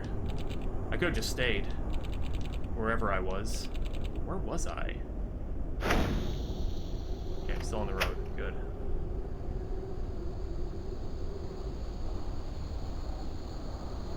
Oh, could be. It could be, yeah, because we turned it on inside the level, and yeah, you're right, yeah. We're starting on the right very soon. Oh, there is.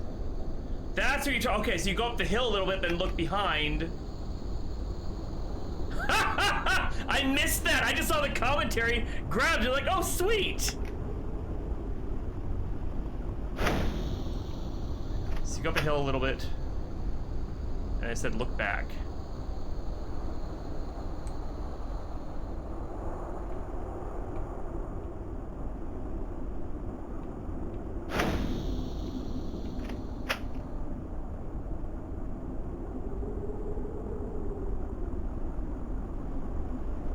The UFO.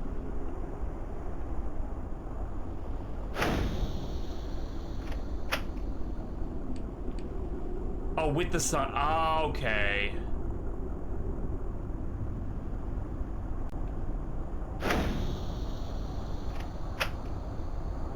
Oh, wait. There it is!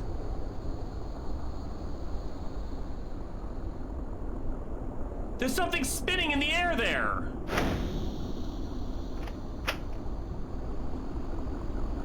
Oh my god. It got me.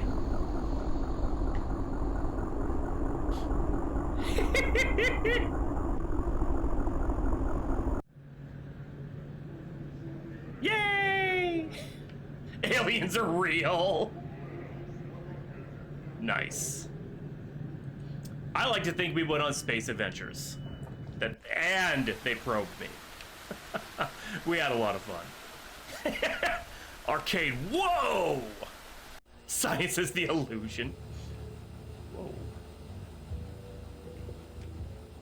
Okay, this game was originally released August 28, 2022 as part of the Honda PS1's demo disc, Spectral Mall. Vlad volunteered to make a secret game for the demo disc after its director, C.H.A.I.N.G.E.D, I probably said that wrong, started asking if anyone had any arcade-flavored games ready to go. All Vlad had was the asteroid cabinet ready, but building something around that was relatively easy. Excuse me. Arcade Woe sees you losing your soul in an arcade in hell. You need to play games and collect tickets in order to buy it back. Should take 36 minutes to complete. I don't remember. See, I didn't finish Spectral Mall either. I feel bad about that. Because Honda PS1 was one of my favorite Game Jam things ever. And like the way that they would put these discs, the demo discs together, I fucking loved that so much. Like the Madvent and the demo discs are some of the best indie things I've seen for small game delivery and stuff like that I've seen, and I fucking love it. Workflow like Z-Bill made all the characters. Vlad decided to put all the characters into one sprite sheet, but that ended up leaving some space at the bottom, where Vlad added Scully and the Souls of the Damned. Scully is mostly a trace job of Amos's render from the Summer of Scream's game jam as seen to the left. That's... Oh, dude. Super asteroids. Total panic. Dude, this is so awesome. I should have finished that Spectrum All disc. Oh my god. So cool. Let's go.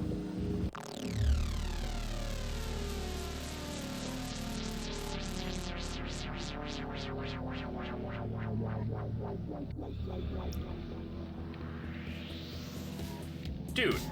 Arcade WoW technically started in the summer of 2021. I had just started playing through the Yakuza series earlier that year and was quickly falling in love with it. Now my big developer dream is to make something like a dragon.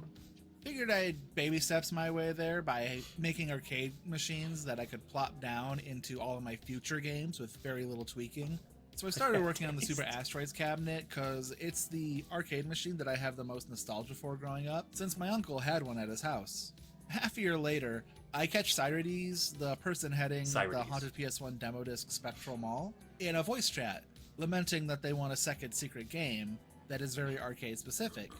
I tell them I built the arcade cabinet that can be plopped down into a game with ease, and I could build something around that. They misunderstand me though and think I'm saying we could drop the arcade cabinet in the mall instead of making a unique EXE, so they tell me no. Half a year after that, they still don't have a second secret game, so I re-explain what I want to do, and this time they understand and greenlight it. But now I only have a month or so to put it all together, so I whip up a team of volunteers to help out. Oh my god. Oh hey! Fancy seeing you here. You're looking a little hollow. Is this like the first time we've seen these characters? Pleasure to meet you. I'm Sonia. I take it you're a new victim of the arcade. You're the new victim of the arcade. I can't remember. It's been so long. Your flesh remains unaltered by the weird energy here. Dead giveaway. Score! High! Tick! It's for you! Don't talk to me. I'm mad. Seriously. I'll eat you, kid. What? It's awesome. For the collection, I thought it'd be a good idea to add more games to the arcade, but ultimately I only ended up adding Frogger, or in-game Total Panic. Like Super Asteroids, it's not a faithful recreation, but an alteration for my personal tastes to the game. Because in Frogger, it takes a long while for things to pick up. You have to cross the street 5 times to fill all the holes, and then you get a new level. So I just cut out the repetition and made it one cross worth another. Though I also took notes from Crossy Roads in the sense that you only get one life. So it's an easy game of avoiding obstacles, and yet it's also easy to make a mistake and lose it all. Maybe in the future I'll make more arcade games. As mentioned, I do want to have a decent handful of these machines for when I make my take on Like a Dragon. Awesome. I had the Super Asteroids cabinet done, but one game does not an arcade make. However, that cabinet took about a month to perfect, and I didn't think I'd have the time to make anything else actually work, so I just built the shells and gave them various states of disrepair. Too sticky, no balls, broken CRT. This really helped bolster the space, though when players got a hold of it, the broken cabinets became almost an unspoken promise that one day there would be a full version of Arcade WoW, and they'd work then, or have some way to fix them. I did end up having extra time at the end of the original Arcade WoW dev cycle, so I did add the Cyclone Machines functionality, which was a boon to the arcade. Once players buy the cleaner and unlock it, they would easily get stuck on the gambling cycle of trying to hit the button, even if there really wasn't a huge reward for it. Though the original version of the Cyclone Machine had the potential to pay you out more than enough to get your soul back with one jackpot.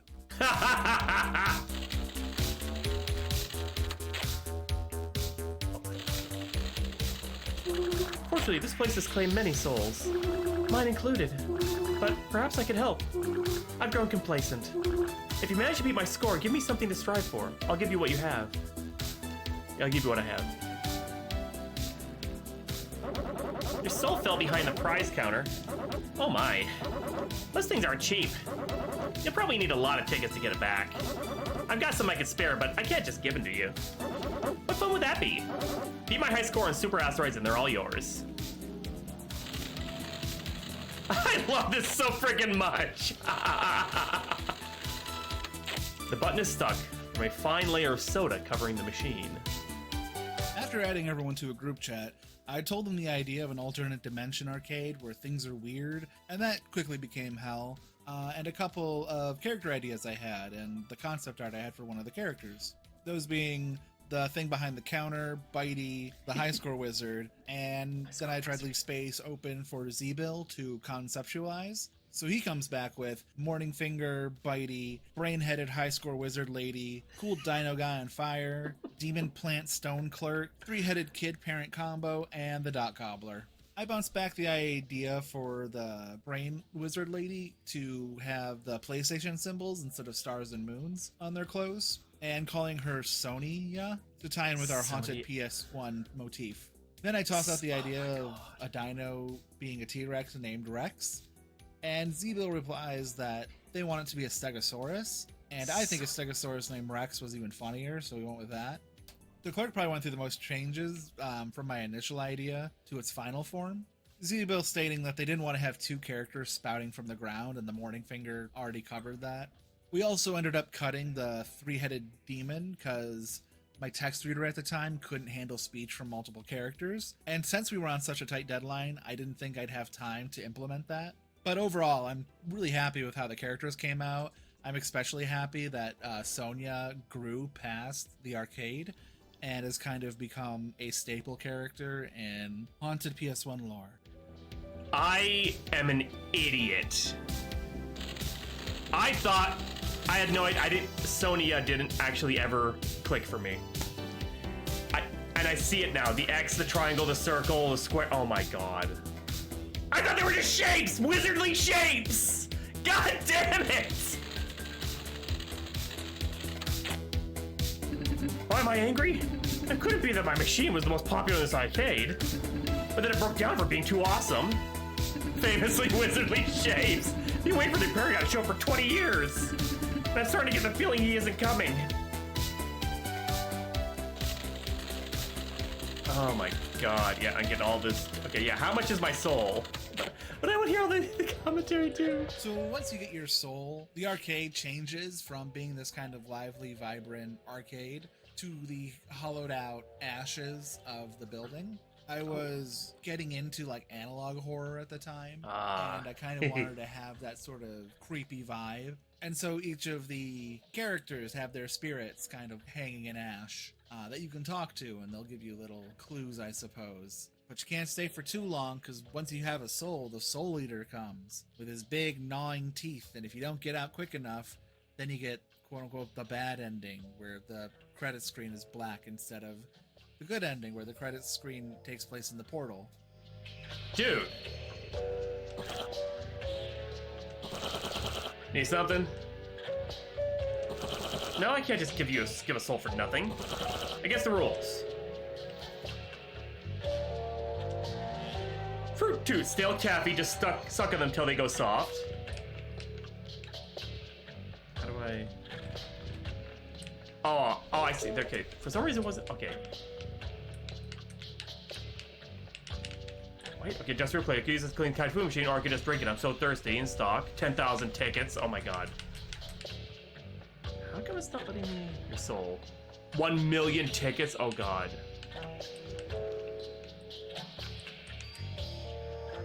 Why is it not moving?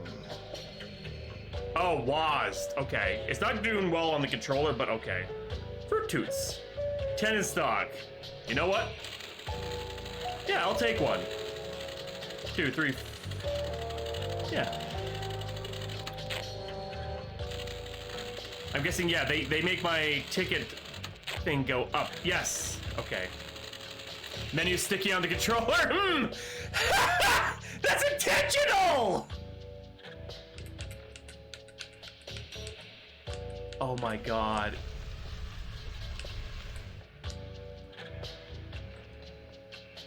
I fucking love you. Okay, so what's the origin of Bitey? Like, was Bitey for Madvent or Sequester your soul going? You know, I think it takes really fast. You should buy some prizes.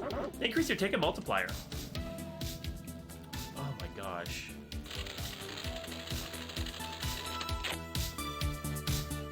All right, let's play some arcade games. Sonya is the top. Bitey is okay. All right, left, right, thrust, fire, shield.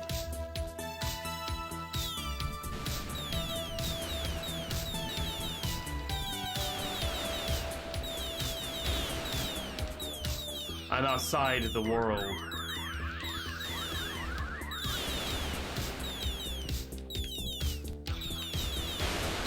Oh, son of a bitch.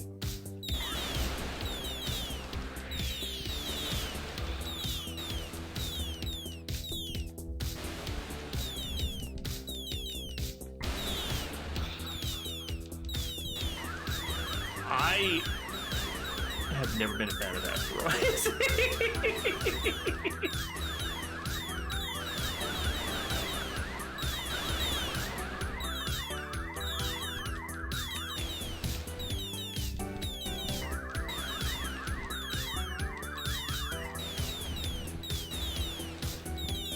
I think we have to get like 5,700 at least to beat Sonya's score.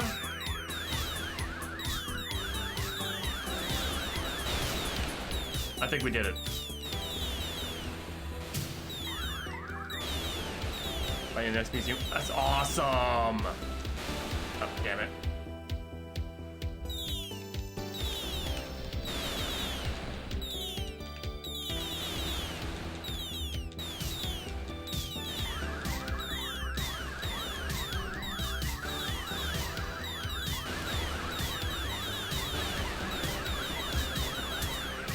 Yep. Oh, I'm still here. What? No! Shit. Okay, well, you know what? Oh, cool. Huh. Oh, here we go. H-A-W.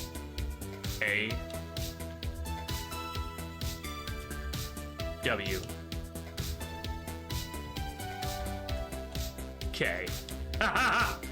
Oh, she's pointing. Oh no! I'll never do it! Oh god! Fuck! I was like, oh yeah, I got it totally.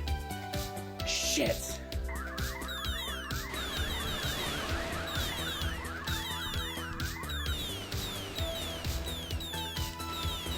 Oh my god. I suck at asteroids. So much. How am I gonna get 42,000? That just died twice. Oh my god.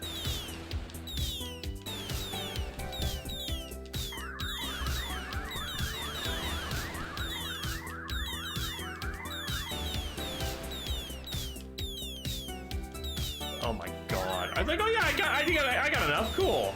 Yeah, no, you don't, you idiot. I have 10% of what I need.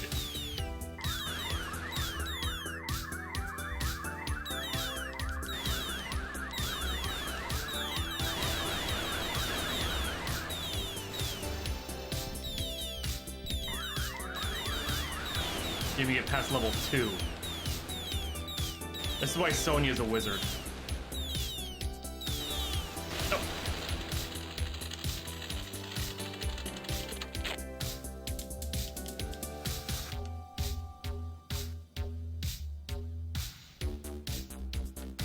Son of a bitch. I haven't listened to the one over by the door yet. Try to hand it total, but yeah. Okay. That's cool. Arcade Woe kind of feels like an Oops All Easter Eggs type game. Oops All Easter Everything Eggs. seems to be a reference to something. You got Bitey from Madvent, Scully from the demo disc, Haunty, the HPS1 mascot, the Morning Finger from Fever Dream Johnny's games, wearing a Gifty shirt designed by Z-Bill. You got the Dot Gobbler, which is referring to a real Pac-Man ripoff. Torius here from Siaksho's Tori games. the raccoon cat from Bryce's I never tried Fatum Betula, plus their social coin from Remember Places. All the posters, Parasite Evolution, using the Halo 3 poster design with an ODST silhouette, referring to Parasite Eve's gameplay. Echo Static, which was meant to evoke Echo Stasis while using the poster design of Pulse.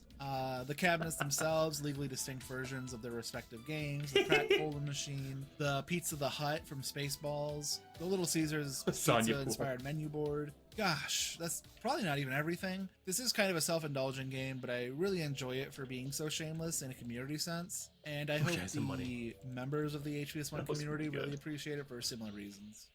Oh, that's awesome. Yeah, 7.8%. Lost your soul? Join the club, pal.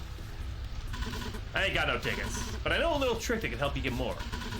Use your shields, right? I doubt you could ever beat my score without them. Plus, my trick ain't gonna help you if you don't. Okay, cool, Fred. Show them off. You can pull them out by pressing the tab or the north button on the gamepad.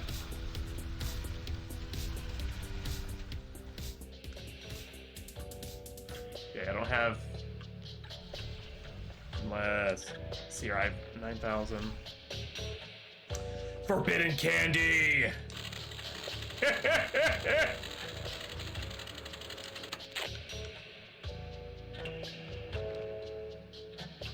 Spider ring pop. No, look, they never dissolve. If only the flavor lasted too.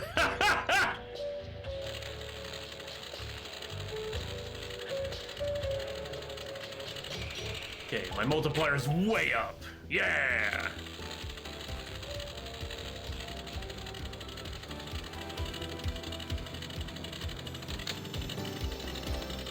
Okay, I beat Bitey's high score at least. Heck yeah! I knew you could do it. It's not a lot, but I hope it helps. Sweet.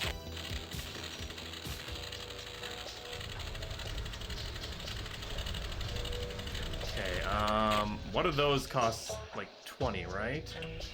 Yeah, 20, 50, 70. Peep charm? A friend, it's a little sticky. What is that? What is no? What? It kind of makes me remember. This is so cool. Fruit-shaped gum. Fruit-striped gum, but fruit-shaped. God, I'm an idiot. Okay, I got enough for at least one of these little charm guys. Let's do it. Yes. Yeah, there it is, right at the top there. Awesome.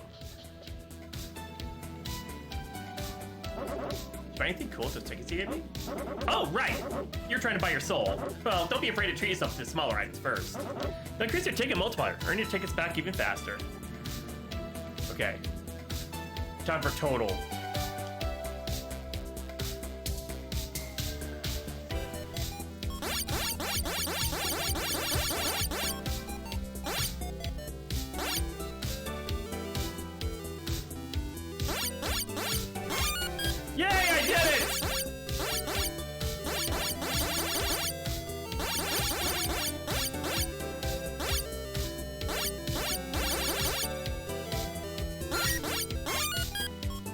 High score is 10,001. Oh, that's my high score. Oh, God.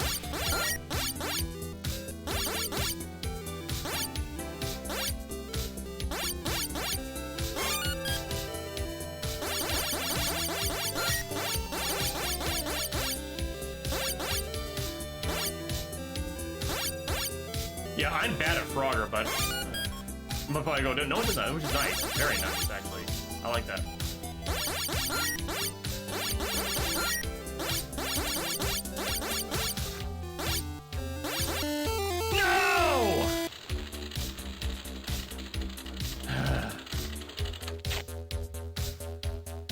Ha! No!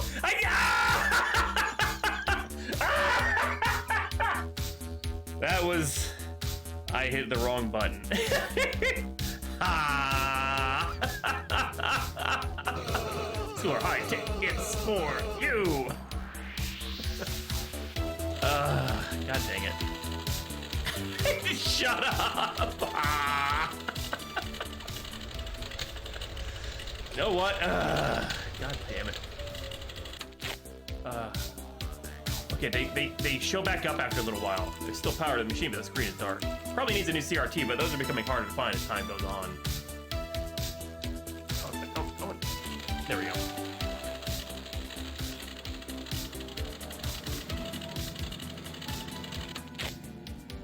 Get out of my way. I need that ticket behind you. Haha. Okay, 42,000. Oh, there's one right here on the counter. Okay, 50. So that's enough to get another one of these charms, right? Yes. Cool. I'm so terrible at arcade games. Like, oh my god. Cheddar. 42,000. Oh my. Okay, let's see if I can at least beat some other people's.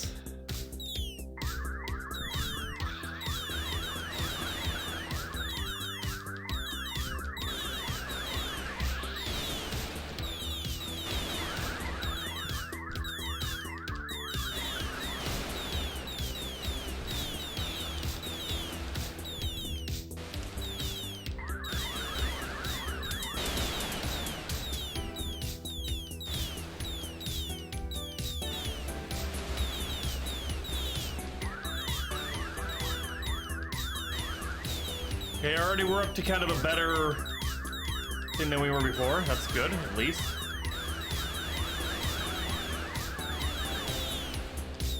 Hell yeah.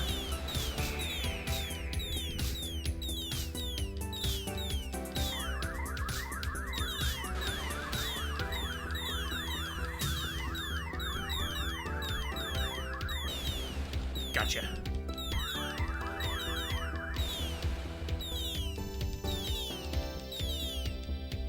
Oh my god, that last asteroid is killing me here! There we go.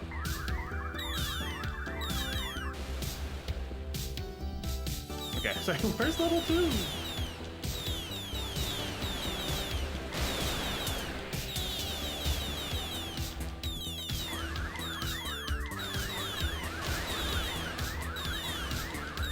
Oh, damn it.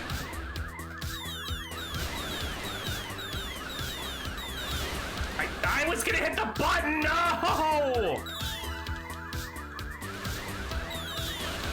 Damn it! I did worse. I was doing so good. I just got a tree for you. Which one is... Which one's Gibbler? GBLR. Grabbler. That's Rex, that's Morning Finger. I don't think I talked to them. Where? That's Bitey. That's Sonia.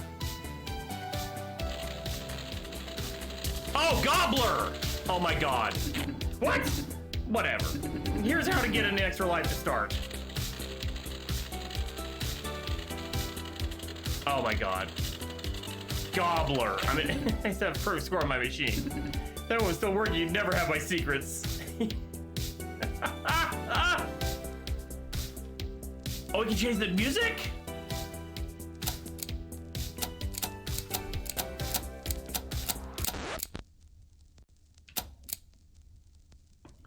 Okay, let's see here. I bet we unlock stuff as we go, probably. That's cool. Okay, 70,000 is the last charm. Friend, it's a little sticky. Yep, there they are. They're just... Everything should be available. Unless I'm doing it wrong. Let's see here.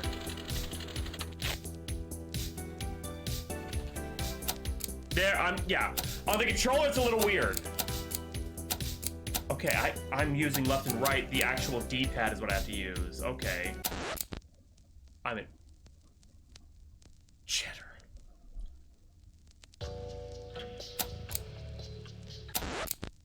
You're you forever. Stop insulting yourself. No!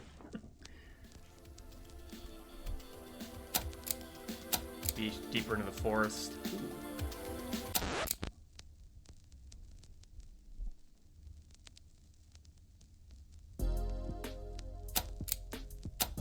Hell nor, hey. Yeah, there's a lot of. That's awesome. God, there's so. Yep.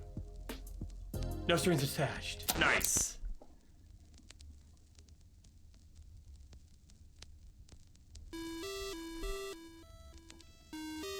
Ah, creepy. I love it.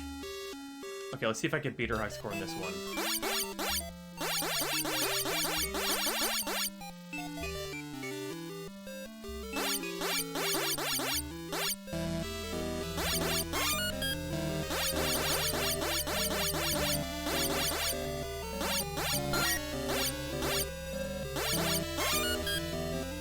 It doesn't work well together, actually. Wait, I love the song, but it doesn't work with this Frogger game.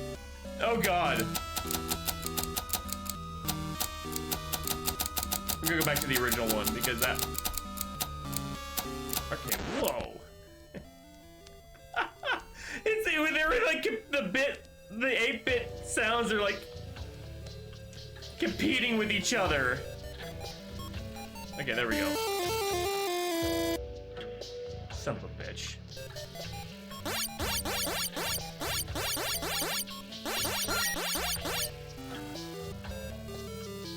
Hey, that's my fault for walking away.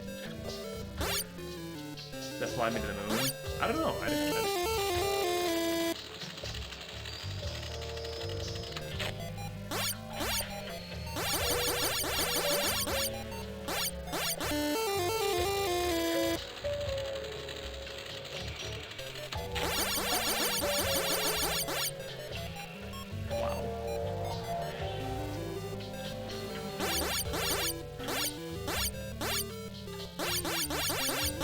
Okay, there we go.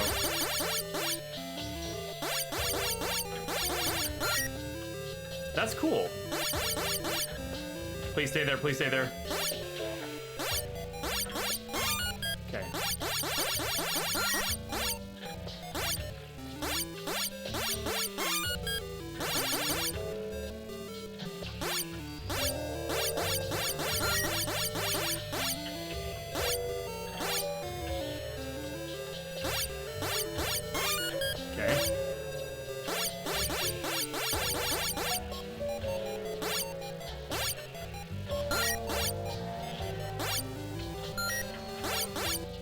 Oh, that was close. Oh, okay, we're doing better than we were before.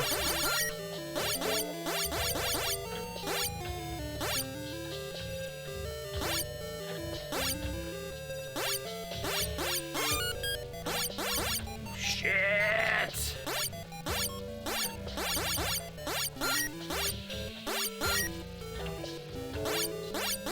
Okay, okay. This is the farthest I've ever gotten in Frogger in my life.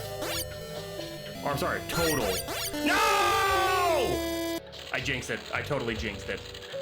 Did I beat anybody? Okay, this time put in the right name! I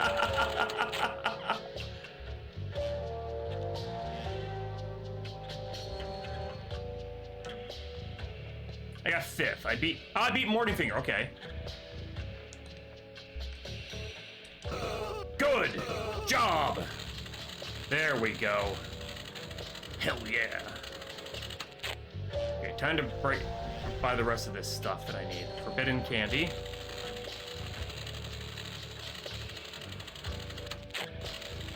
Slug,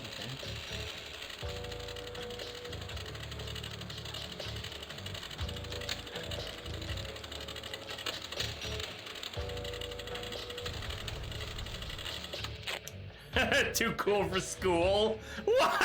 I love it! Yay! I carry it with me! Haunty plush, firm yet soft, the perfect sleeping companion. Industrial cleaner. Oh, I didn't buy that yet. Okay.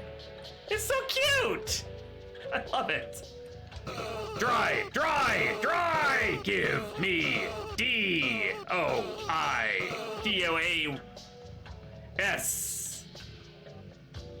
Wait. It sips us over feverishly. Feverishly.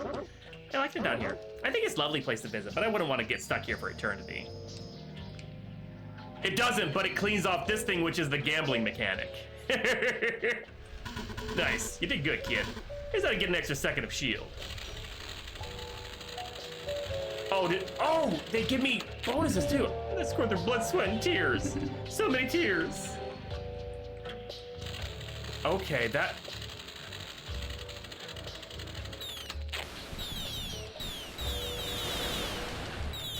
Okay. My shield is bigger now. Okay, so you do things, yeah. I didn't realize that before. That's actually really freaking cool.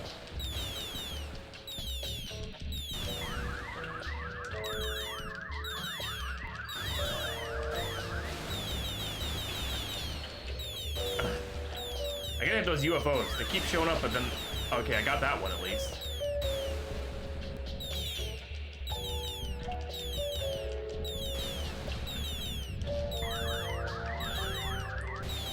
I'm going too fast! Oh, shit!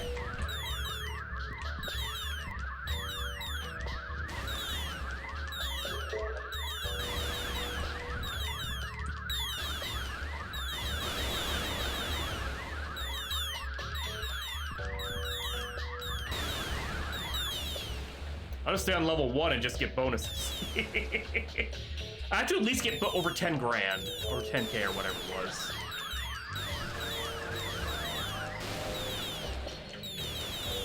I have to at least do better than I did before. I haven't died yet.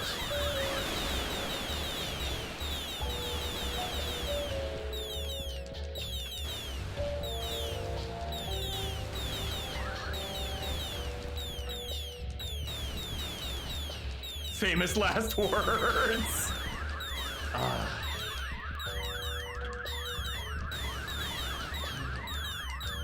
Curse you, Vlad. Curse you for making me enjoy asteroids for once in my friggin' life. No! Fuck you, motherfucker.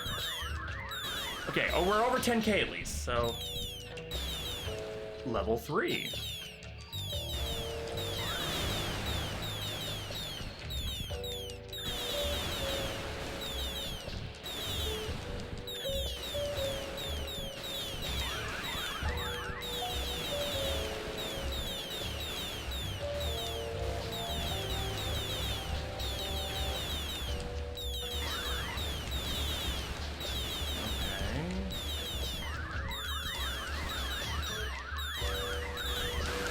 Fuck.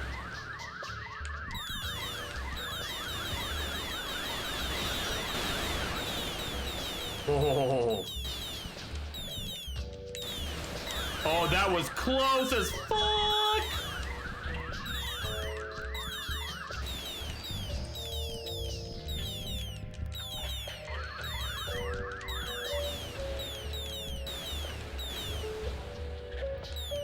That's great. Whoa, watching people start with I suck at legit getting better by the end. Like, because you're forcing me to play it.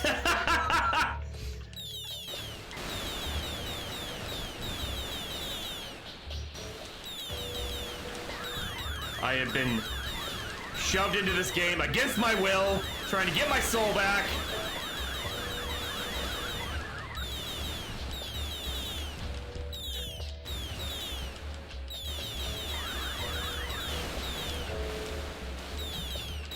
I've been in some sort of zone state.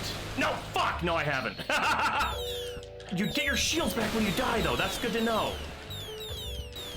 I didn't realize that before.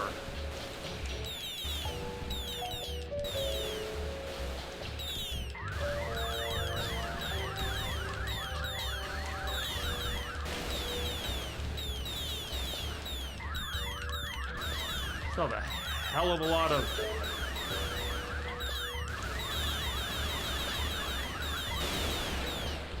Whew.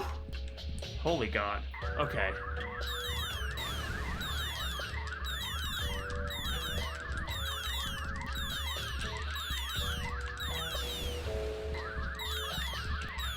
Hey, last minute score thing. Nice. Oh God, I'm going too fast, too fast, too fast! No, no, no, no, no, no! Fuck. That was not okay. I went way too fast. God dang it. Here I am, last life. Fuck. Oh, no, no, I have an extra life. Sweet. The game took pity on me.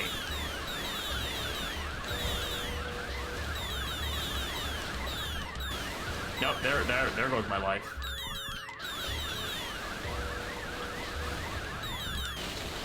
Damn it! I was so close! Who did I beat? I beat Mama. Does that get me anything? Let's find out.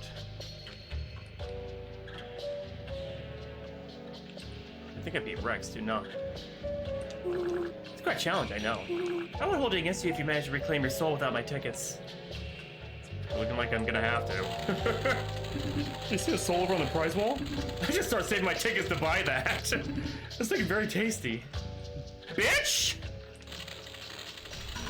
How's the ticket working out for you? It's a lot of fun to boost forward with it on. Your ship becoming a wrecking ball in space. Oh my god. Okay, we have to... Gotta get the cleaner. Whoops. And the Honky plush. There we go. Alright. Free guy every 10K. I'm an idiot. I didn't realize that. Because I never really played any arcade games like that. I was a Nintendo and then a console kid forever. Impressive. Thank you. See, there are more games to play, but old machines like these are bound to break down. They need regular maintenance, which is hard to come by down here. Okay. Oh, I cleaned the one thing, so let's see.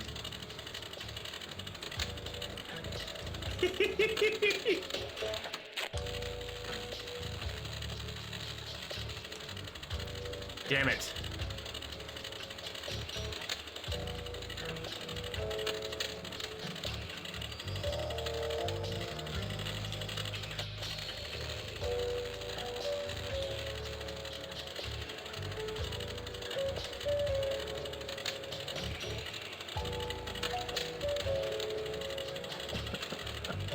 Okay, Dora.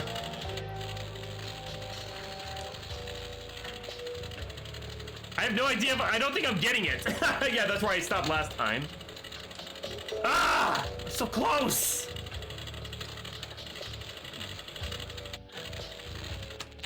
Oh, come on! No, too soon. I can do this. I can totally do this. Yes! Oh! Yes! Yes! Yes!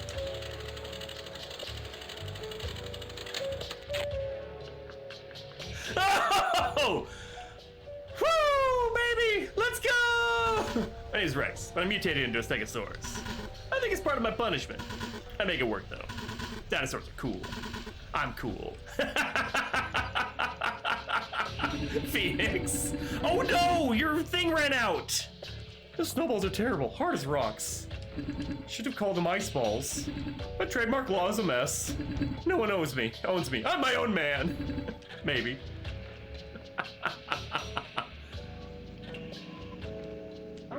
That brainy girl over there? Oh gosh. She's an absolute snack. Do you think she'd let me... No, never mind. It's silly. I can make a crude joke, but no. I will respect the game. Oh god, your soul. 1 million. Yes!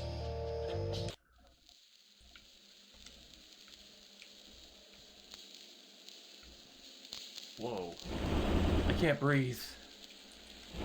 It's so hot, I'm melting. I want this to end. Help me. It was an accident. Dude.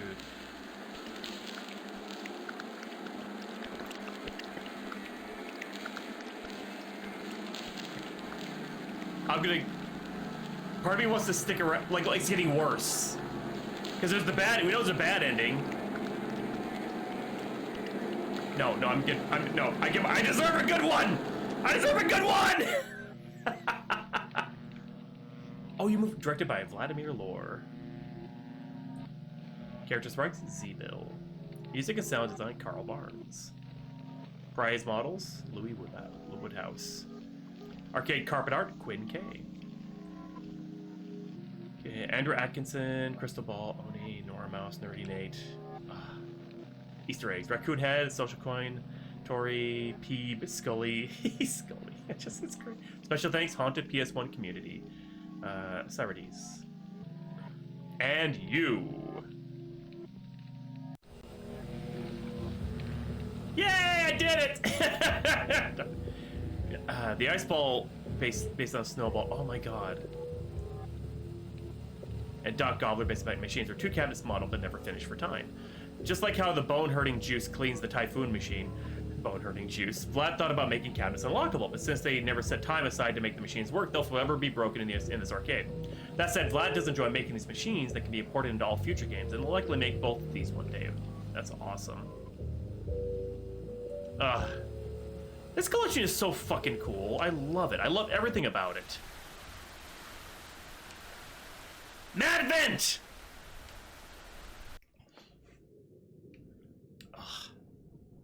See, this is my first... this is the first time I ever saw Bitey. Vlad made Bitey to act as a foil to Scully. Where he had been this evil force with a soft spot for games, Bitey would be kind with a touch of darkness. Yeah, I love that about her. Vlad ended up voicing her mostly due to the hassle of coordinating with the voice actor every time they wanted to do something with her. That's so awesome. I recognized Bitey's voice in your voice when I started hearing your comments. I was like, oh, Vlad did do the voice of Bitey. Bitey concept art. Oh god, started as like really cute looking. I like how she turned out, to be perfectly honest. Like, I really like her design a lot. 2 Madvent 2 calendar. This game was originally released December 1st, 2021. It was Vlad's first Madvent as director. When September rolled around, Vlad began asking if Madvent 2 was happening, and it effectively told it wasn't unless someone steps up, and Vlad adored the first one so much they did. Though being so late into the year, Vlad was basically in crunch from the moment they took up the reins till a little after launch. 2 Madvent introduced Bitey, asking players to help her collect 24 dreams to sacrifice to the curator, so the next year's games would be fruitful. In this collection, 2 Madvent 2 calendar is just the beginning and ending cutscenes. It takes about 5 minutes to watch. Bitey went through several iterations before landing on her Madvent design. Vlad drew up Haunty and Scully to get a feel for those other mascots at the time to see how their character would look next to them. Since Madvent was Christmas themed, Vlad tried for an elf look. Here they aged her up and went, oh yeah, 2 elf look, yeah. Here they aged her up and went with a baby doll Santa dress, though they tried a variety of colors. And the final design before Vlad began modeling where some aspects changed, like the boots and colors. And boom, right there. Patricia Bones, that's her full name, I love it! Well, there wasn't a Madvent last year, was there? There wasn't a Madvent 4 or a Madvent 5, was there? Or did I? If there was, I completely missed it, and I am very not happy about there. I don't think there was. I think after Madvent 4, I think that's when it kind of stopped. Yeah, that's what I thought. Yeah, I played Madvent 4. It was Vlad's swan song because he was stepping down as director, and nobody. It looks like nobody stepped up, unfortunately. So yeah, there has not been a Madvent 5. Unfortunately. And Madvent was, yeah, it was kind of a tradition for the channel here where I would play them after I found them. And it was like a very small, short tradition. It could only last for like a year, two years or so. But still, it was something that I personally really enjoyed. House. Yeah, I think Madvent 2 is the first one I started playing. I didn't play the first one. Or at least I may have like dabbled in it a little, but I didn't play it all the way through like I did with the second one. Oh, that's totally cool, Phoenix. House. These houses were containers for each dream. The first year they were house-shaped, but for 2 Madvent 2 calendar, they were talked about them being real houses on a mountain. Louis went ahead and made them up because they knew the launcher would only see them from the front. They didn't give them backsides. This was fine until Vlad had to make the emergency build for day 16 and realized players could now walk around to see the holes. To counteract that, Vlad pushed the houses into the mountain slightly. It wasn't a perfect solution, but okay enough. Vlad had asked if they could change the stained glass so there was less obstruction in the center of the frame, but Louis' high poly workflow made any adjustments very time-consuming, so they didn't. Yeah, probably another year. The mountain. I remember going up the mountain first time. First year was a bunch of little boxes stacked on top of each other to be shaped like a tree, but it was kind of annoying when you wanted day 16, but you have to click over 15 times. Vlad wanted players to be able to pull back and select the game they wanted instantly, which is a big reason why they ended up with one main camera angle, so a player could see all the buttons when pulling back. Gifty, Necro Gift. Basically like a Necronomicon if it was a present instead of a book. Gifty was the mascot for the first Madvent. Center Tower. This was designed to be the centerpiece of the city. It would hold all 7 potential bonus days. Dream Tower. There was an earlier iteration where every entry would get its own tower, but that felt super crowded, and so Vlad made it every tower held 3 games. There would only be 8 towers. This is from Madvent 3. Other buildings. Vlad was attempting to emulate Parasite Eve's overworld's map buildings with these, but ended up turning out way nicer than expected, working well for both up close and far off city building. Yeah, I remember that one looking really good. Morning Turret. The main enemy of Madvent 3's gameplay. Based on Fever Dream Johnny's Morning Cube, Vlad gave it guns and recolored it to match the creatures who spawned them, Necrosis. There is one outside that is to scale. Boat. Just like Parasite Eve, Vlad intended to have little vehicles driving around the city to give it life. Unfortunately, only the cars got implemented, leaving this boat unused. Yeah, the mix between Johnny Bravo and Duke Nukem. Mook Spookum and Necrosis. These players were being made to be played on Nemesis from Resident Evil 3. Were made to be a play on Nemesis from Resident Evil 3. A big hulking character with some form of intelligence chasing you through the city.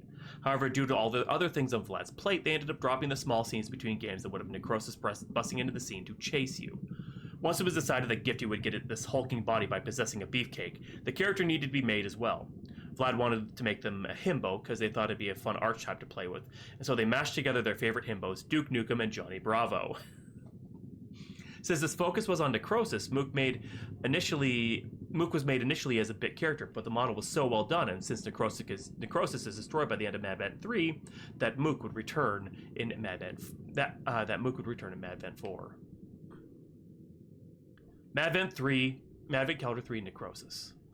This game was originally released December 1st, 2022. It was Vlad's second Madvent as director, and easily the most successful year, even managing to outpace the first year in terms of downloads. To keep from crunching, Vlad started Madvent 3 production in July. One of the biggest changes from the previous year was instead of limiting the games to 24, Vlad allowed everyone who wanted to participate in. His extra games ended up providing a lot of cushion, so when things went wrong, it wasn't detrimental to the end product. Madvent saw Gifty escape the sack that Bitey carried around, possessing a himbo, then wreak havoc on New Spook City. This year, Vlad made a game that tied into the Madvent story instead of something standalone. It should take about 10 to 20 minutes to complete.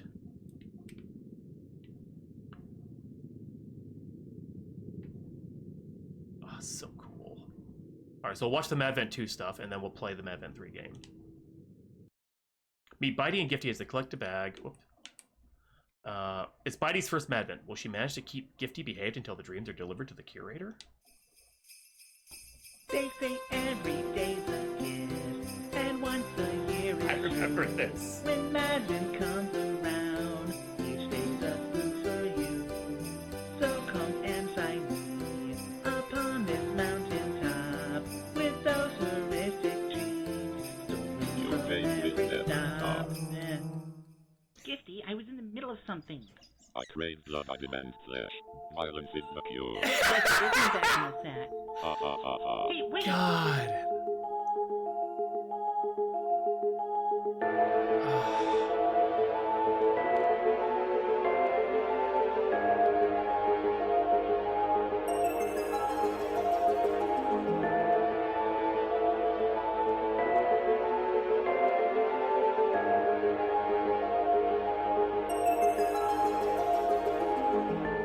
God, this takes me back.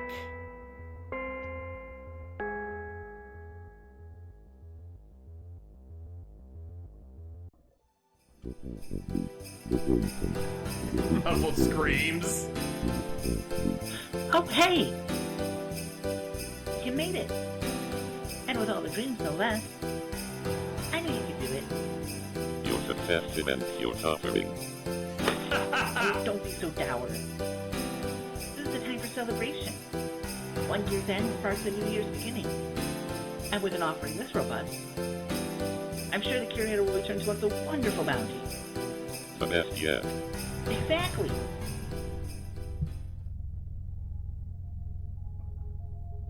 Oh, it looks like it's time for you to go. I'm sad we couldn't spend more time together, but I'll see you next year, won't I?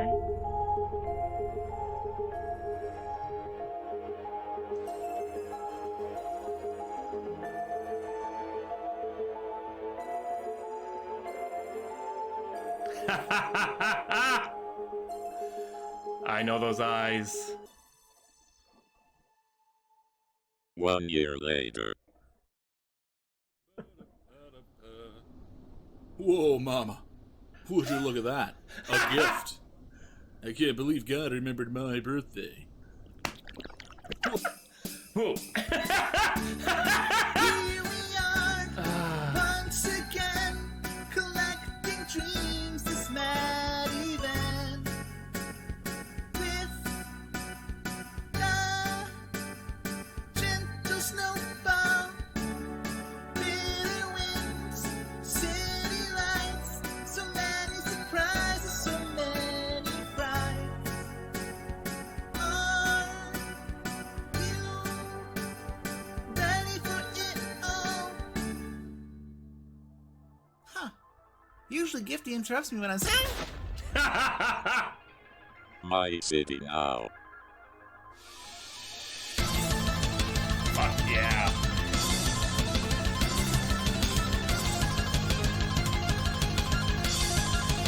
I love the music too. God damn.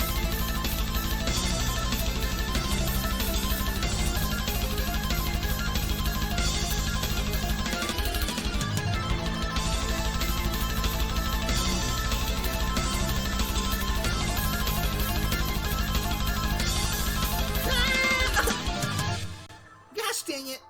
If I had a nickel for every time I blew up this year, I'd have 2 nickels. Signature spread. Collect all 24 dreams before they're all dead. It's your boy. Hey! Down here! Yeah, come here! Looks like I pulled myself together just in time. Let's go get these dreams to the curator.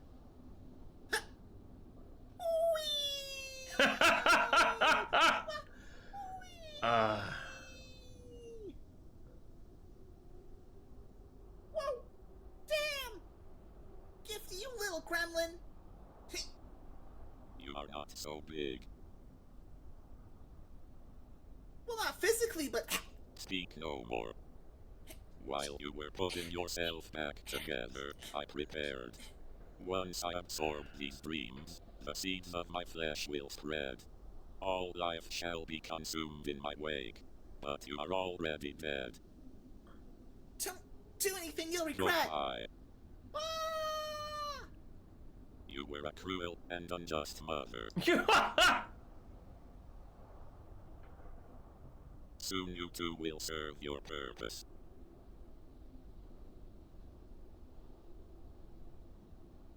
Now to dispose of you.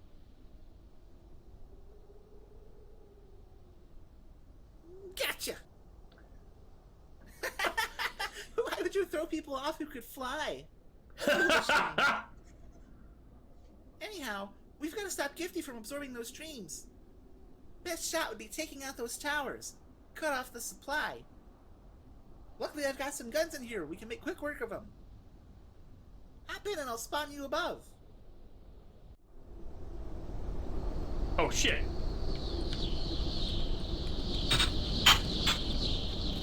Oh fuck.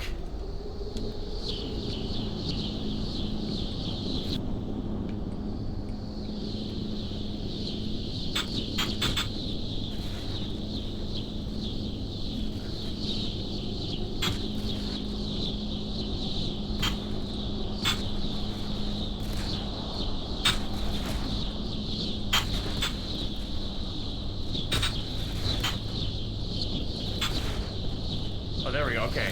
Using other controls a little.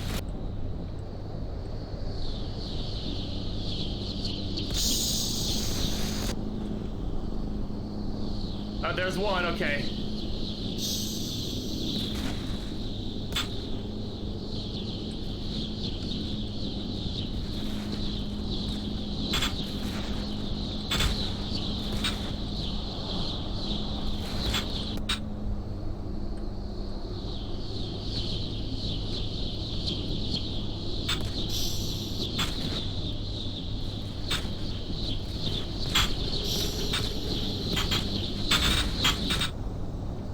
Yeah, I just use my own body, it's fine.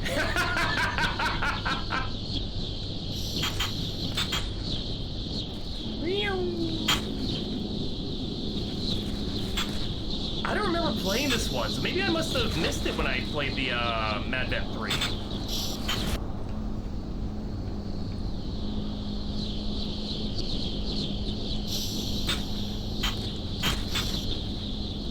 Mother, why hast thou forsaken me, Cheddar?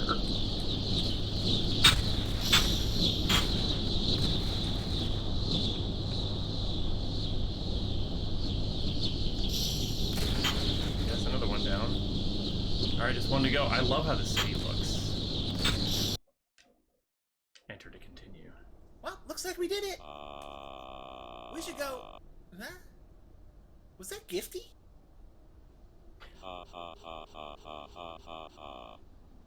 Oh no.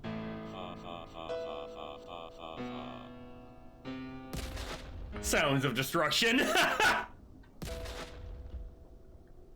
So, do you want to go see a movie or something? I'm not feeling too picky. Just so long as it doesn't have a giant beam of... Oh! Idea! There's a couple of dreams left in the tower, and we could use those to shoot out a signal. Get the curator here to take care of Gifty. Preferably before he destroys the whole city. Dear friend, you totally missed it. After merging with the spare dreams to become the signal, Gifty started coming right at the tower to stop us. But then, before you could climb up, a huge purple laser beam shot through the night, like BWAH! It startled Gifty so bad, he fell back down to Earth. It was the curator! Emerging from the water, the two engaged in hand-to-hand combat. Back and forth, they traded blows. I'll be honest, there was a brief moment I thought Gifty might be too much for the curator. But then, he shot a laser beam right into Gifty's mouth. It was part of a complete breakfast. It filled him up so much, he melted into a pile of goop. As the little flesh started to spread through the streets, at the core was Gifty. And some guy named Mook Spookum? Apparently the mayor of New Spook City. Who knew?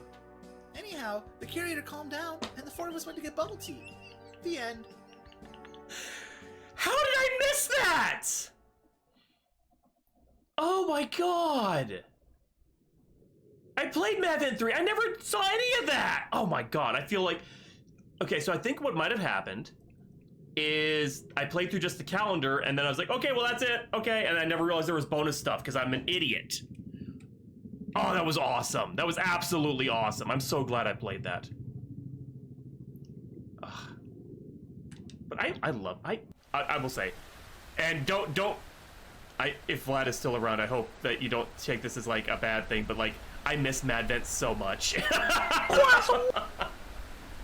I do not blame you at all for it not happening anymore, because I mean, you just stepped up as director, and then you had to step down. Like, real life happens. But I miss it a lot. My first attempt at the museum, I tried to make the space a seamless and real space, using the circular design seen in other museum-inspired games like Namco Museum or the second Haunted PS1 demo disc. But after modeling the floor plan out, I realized it was going to take a lot of effort to make it work, and that some areas would require more space than others. But at the time, I didn't exactly know how much space each exhibit would actually need, so locking down the square footage was dangerous.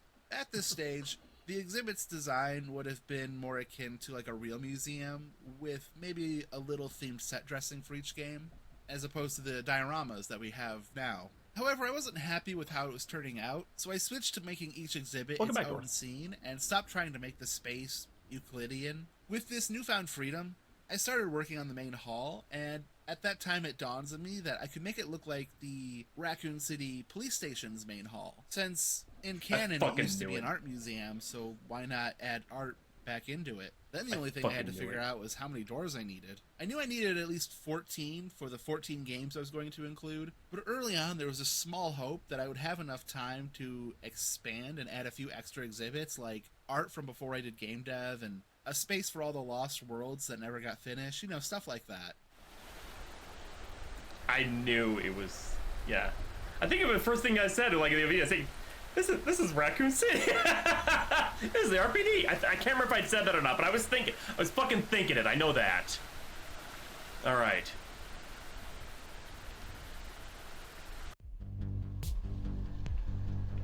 Dude. Changed. Unbound. The original Change, chronological, haunted, anonymous, interconnected narrative guide each decision, released January 6, 2023.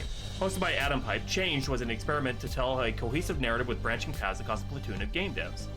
It was a sequel to Chain, which aimed to do the same thing linearly. Vlad was one of the developers who participated, and they were quite proud of the small game they managed to push out in 1 week's time. Though being such a small part of the larger whole, Vlad decided if they were going to include their piece of the chain to this collection, it would be best to include an extra game around it. Change About is a standalone branch of the Change story. It should take 20 to 40 minutes to complete. I played some of these. I didn't play all of them. I don't think I did. I played a good chunk of them.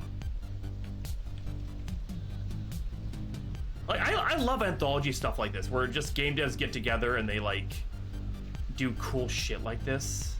I gotta find more stuff like this and showcase it more because I love it so much. I think I played this one. It looks familiar. Trigor. Original joke character only mentioned in passing. Vlad thought it'd be cool to give them their form in the standalone version. To save time, Vlad made Catherine's version the same model, but with yellow tinge instead of purple.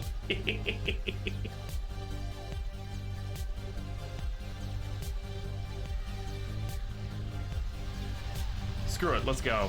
I don't have to work tomorrow. Pick Wyoming branch and change to compare.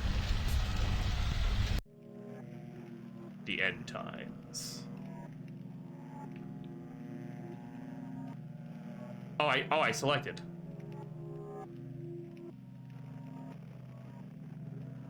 Oh, cool, Crane. Good for you.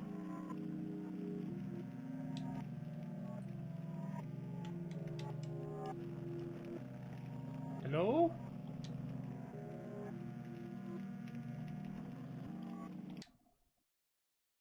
Let me try going back.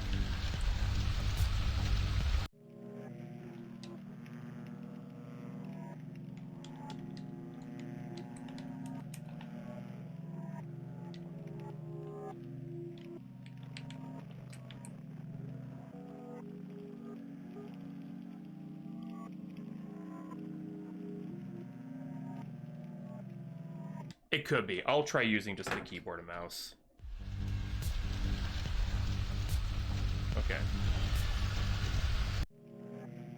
Yeah, okay. Yep, controller glitch. This first level is basically a fairly faithful recreation of the original first level by neither Nathan, but in my art style.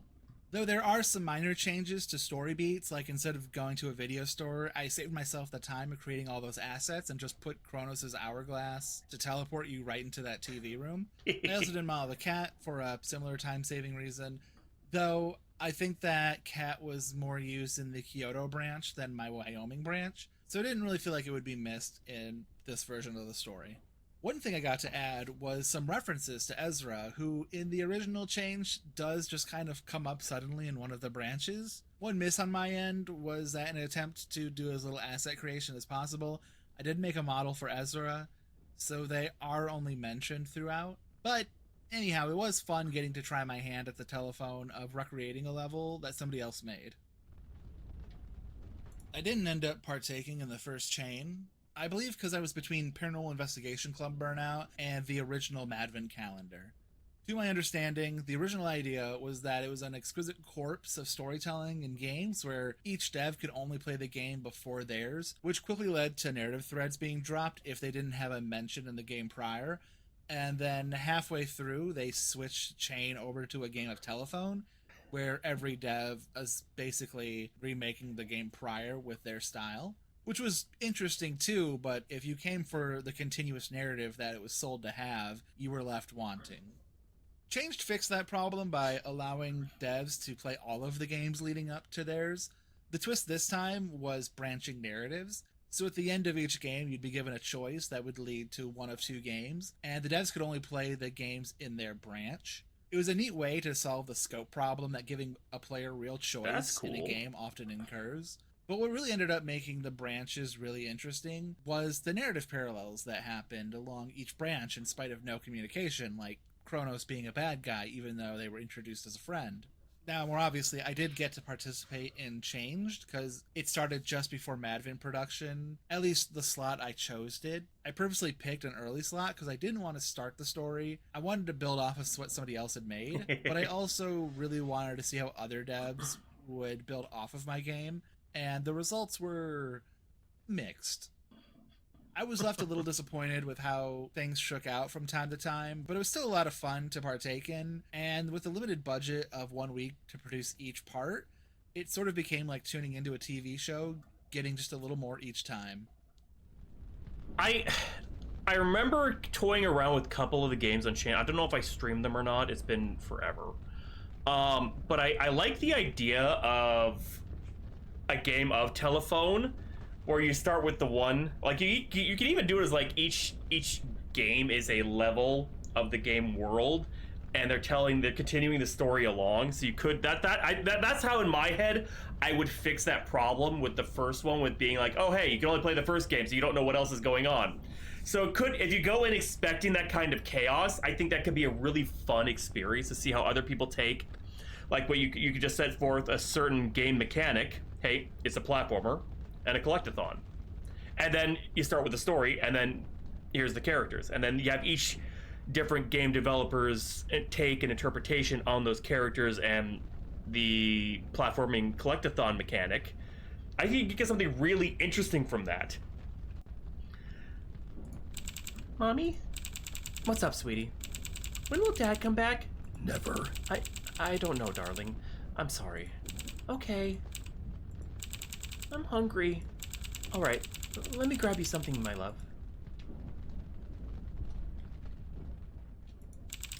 The kitchen. Already picked it clean. The last of our supplies are in the living room. A granola bar for Lucy, plus one for me. We'll split the peaches.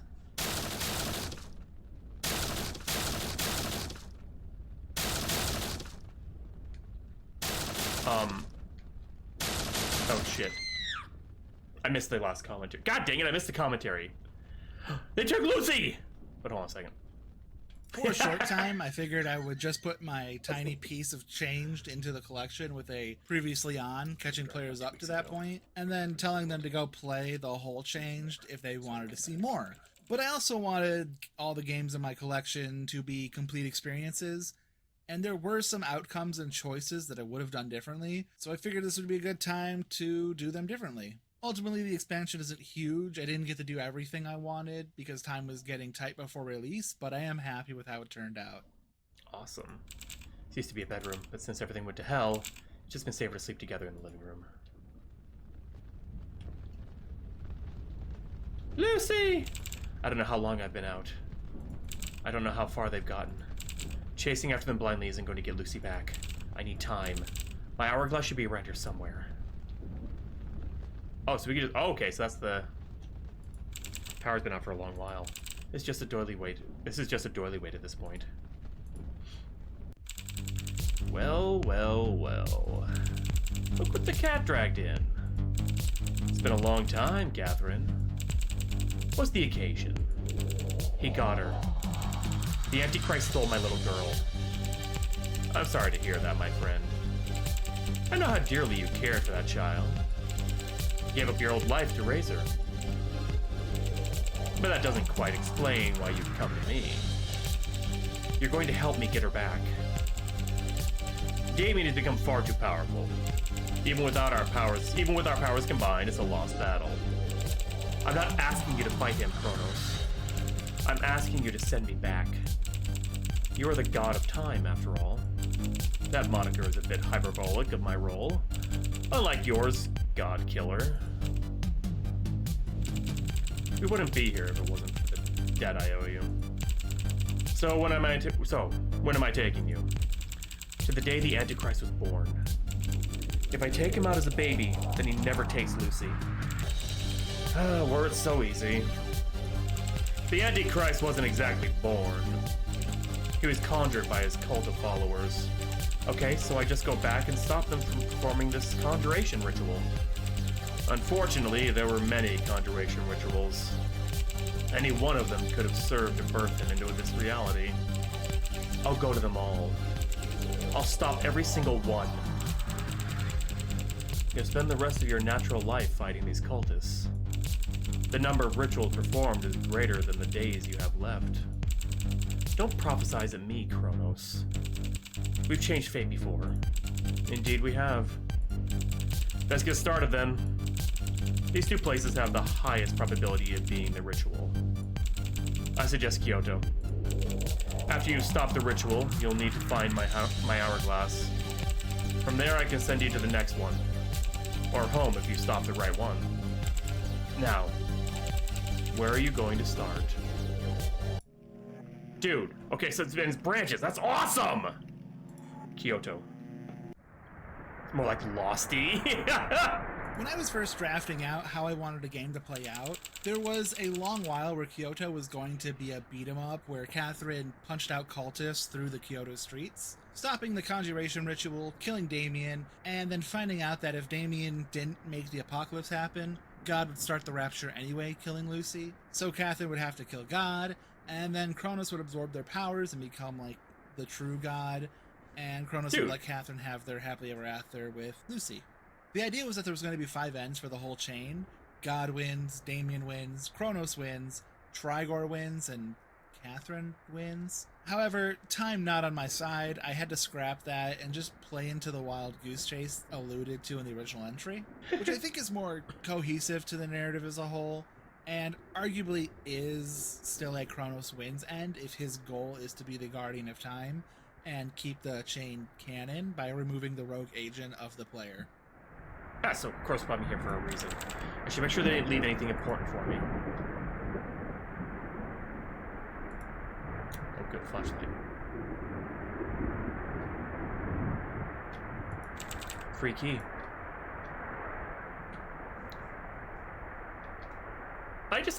The commentary adds so much. I absolutely love it.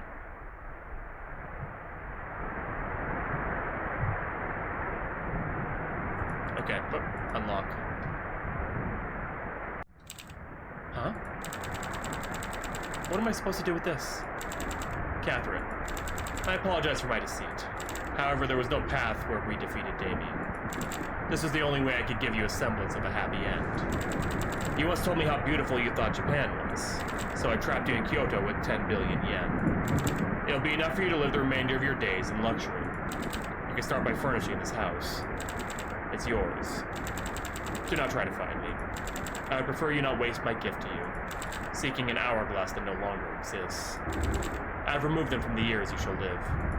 I'd have liked to see you again, but I know you. You will miss Ezra and Lucy every day, but eventually, you do learn to live again. Thank you for being my friend, Kronos. Kronos, you idiot. You think you know what's best? You should have just let me die. It didn't matter if I could win. The fight was all I had. Without it, what's the point of living? Oh! Oh shit!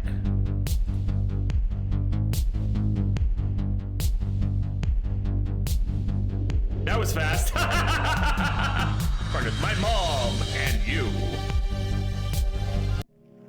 Okay, so that was Kyoto. But what happens if we don't read the note? If that's even possible. I can see if there's any other branching or if we just have to go to Wyoming.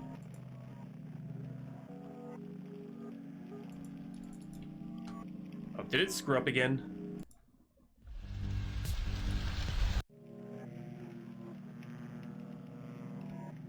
You just have to go to Wyoming. Okay. Shh. It's okay. You're safe now, my child. I won't let it get you, Lucy. Oh, shit! There are fates worse than death.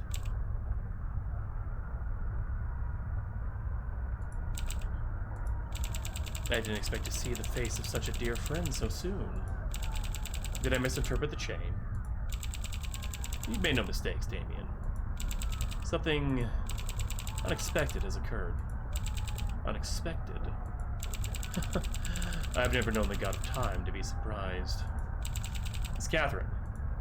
I can only speculate the cause, but her decisions, normally grains of sand dropped in a river, have mysteriously become boulders carving new streams. She has become unbound. Unbound? Interesting. She may be the key to ending it. Please, Kronos, bring her to me. About that. I wasn't the only one who noticed. Shit. So this is Wyoming. Doesn't look like there's anything for miles. That's a pretty nice jacket. Tons of pockets full of junk. I didn't change anything from my original Unchanged entry. I'm actually very proud of how it came out in the week of development, where in most stories you'd have an idea of what the end will be. When I was writing this, I was intentionally trying to be vague so that the next developers had plenty of wiggle room to move around. I didn't want them to feel trapped in a set storyline. That said, while I would say I'm always inspired by Legacy of Kain, Soul Reaver being one of the first games I ever owned, and Defiance really solidifying to me the concept of games as a storytelling medium. For Fucking love Changed, that series. I just unashamedly injected Legacy of Kain into its DNA. If the Eldritch Horror calling itself God wasn't obvious enough a reference, there's also the whole conflict of two sides trying to manipulate Catherine, this creature of free will, into doing their bidding. I wanted to plant reasonable doubt on both sides, so I opened up with Lucy's corpse to show Damien, the Antichrist, had killed her, or at least my original intent was that she was dead, to hopefully fuel players' hatred of Damien. Though, funnily, Damien ended up confusing a lot of players at first because of their soft motherly tone and feminine features. They would think that he was Catherine until Kronos walks in and calls him Damien, at which point I learned that it was pop culture, not just culture, that Damien is synonymous with Antichrist. Not enough The Omen fans these days. Anyhow, I showed Damien has killed Lucy, Kronos is working with Damien, and that alone should plant seeds of doubt for those characters. Then you meet God, who reinforces the idea that they're the bad guy, but I'd like to think that them being so monstrous and pretentious that God also doesn't really seem all that trustworthy. Really all that mattered at the end of the day was that it ends up being an interesting choice whether or not to shoot Kronos. Nice. Razio, you are worthy. It's pitch black. There has to be a light here somewhere. This'll work. Just need something to light it with. Nothing in the nightstand. Been a while since I've been to the cold food and the hot eat the food. Wait, been a while since I have in the cold food and of hot eat the food. What? I can't. So matches one with pockets. Mine now.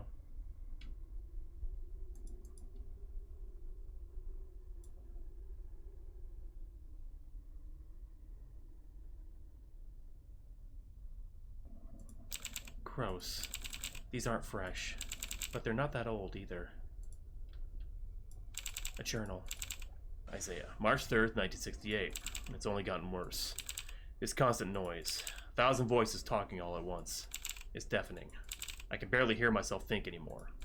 All I have left is prayer. April 16th.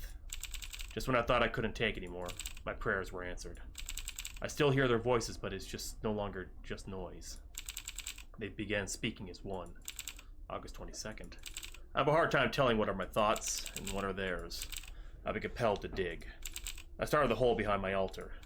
That's where the voices were strongest. September 12th. They want me to make an angel. No, they want to make an angel, but they can't until I sacrifice my sight and listen.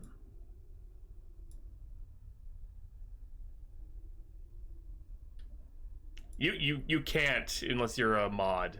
Or me. Sorry, Cheddar.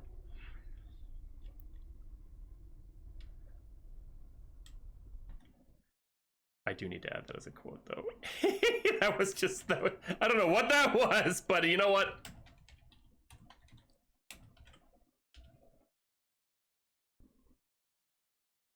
Did I do it wrong? Like, the bot's going. Oh, it's quote ad. I'm an idiot.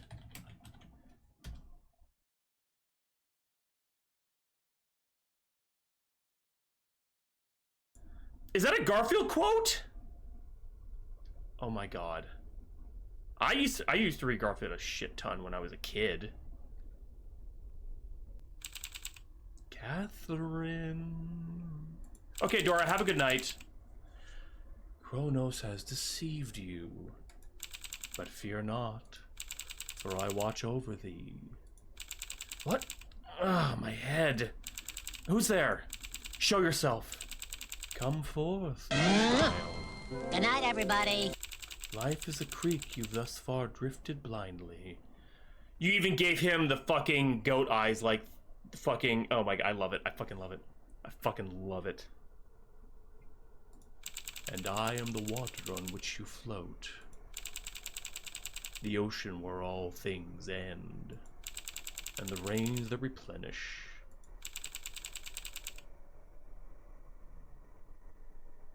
That's the that's the bot. I can't change that. Enough with the metaphors. I am the mother of all creation. Though you may know me better as God. Don't look like any god I know. It's a feature. Whatever happened to being created in your image? A selfish lie humanity tells itself to obfuscate their insignificance. So we're just ants to you? Atoms of the cosmos would be more accurate. What does the cosmos want with an atom? Damien is a monument of hubris. Believing his power ordains him the right to hoard souls. You will be my soul reaver.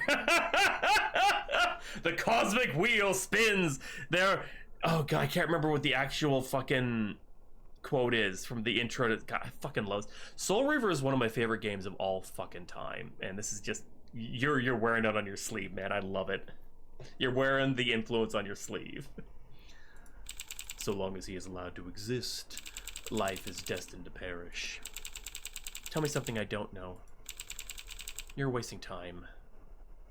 God. Cain was deified. The clans told tales of him. I need to stop the conjuration ritual. Have the pieces not clicked for you? There is no conjuration ritual.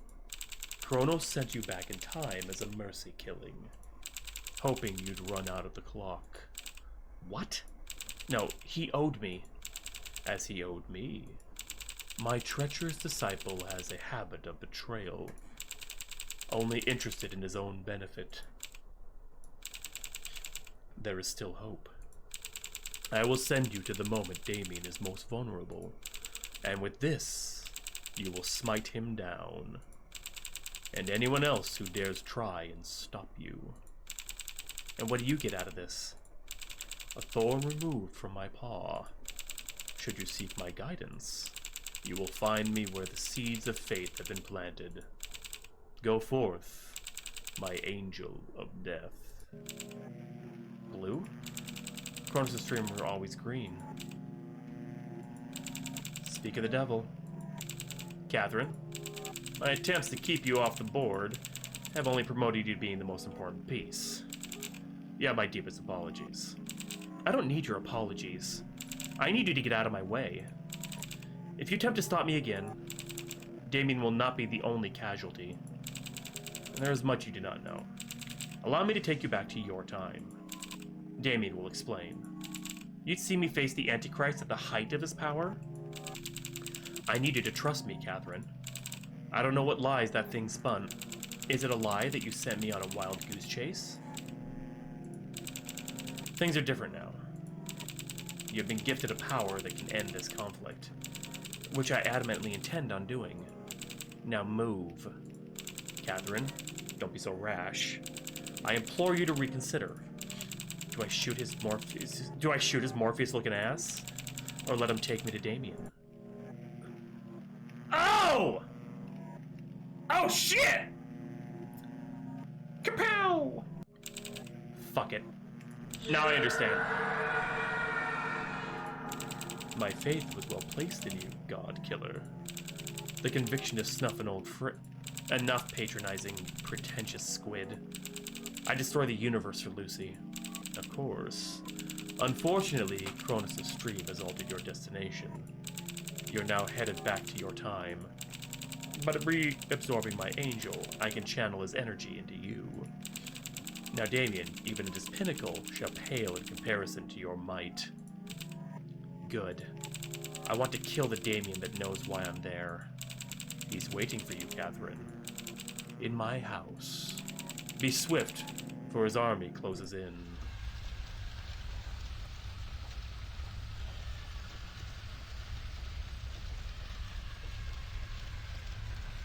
I think I... Oh, shit!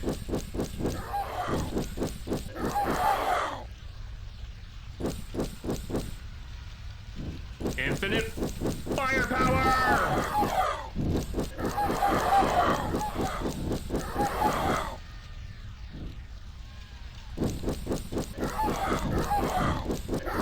I love that Kronos took one shot to die, but these fuckers take at least two. Meaning, technically, they're physically stronger and more resilient than Kronos.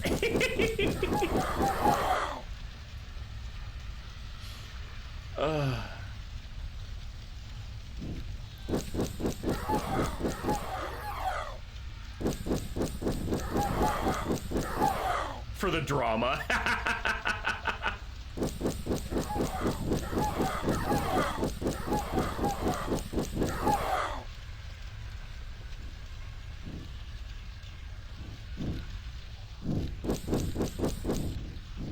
I'm just gonna go. I'm running for it because I don't know where they're coming from.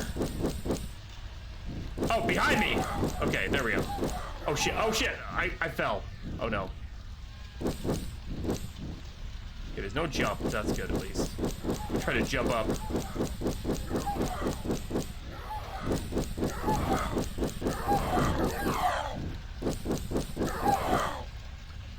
I honestly thought I was going into the lava. I thought this is it. Okay. That's it. We're done. Yay. I do like how you have the branching paths. I understand how they work now. Like, at first I wasn't... You piece of shit. You cheater!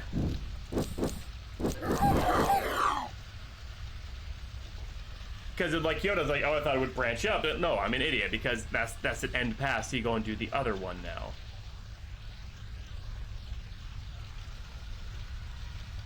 Alright. You sure took your sweet time. Lucy was starting to think you'd abandon her. Lucy. Lucy, baby! Mom? Damien, what have you done to her? I saved her, Catherine. Made her an angel. Though it seems she wasn't the only one who's changed. What gives it away? The disdain in your now blue eyes. Reminds me of the way he'd look at me. Ah, I see. The Father, the Son, and the Unholy Ghost. Like your father before you, you're just a facet of Satan. Bingo. Once an angel like you. I realized his insistence on giving us agency was suffocating. The infinite breadth of choice drowning us. And in our panic, we chose wrong. Just as you have chosen wrong. All you needed to do was listen to Kronos. We could have ended this pathetic war of will. But your need for vengeance has doomed you to a fight you can't win. You underestimate my power. I have the high ground, Damien! Perhaps. But before you show me just how powerful you feel, my dear, sweet Lucy, I think it's time you show your mother what you've become. Mom, I'm sorry. Holy shit, what? No. Lucy. Biblically accurate Lucy. I can't. I won't fight you. Lucy, please.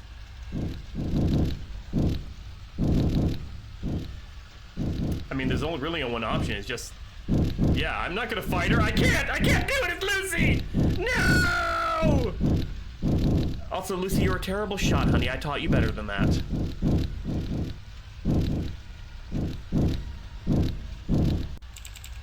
Lucy. I'm sorry I couldn't save you. Do not cry, Mother. I have already been saved. Once I have everyone's souls, I will transport them all to paradise. I am sorry you won't be joining us, though. Your soul is tainted by the Unbound.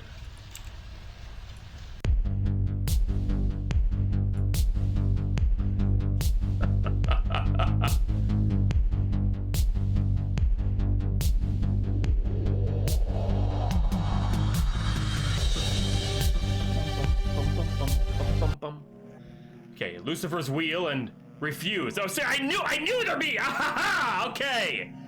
So what happens if I'm like, okay, screw you. I'm sorry, my daughter, but you know what? It's a mercy killing now.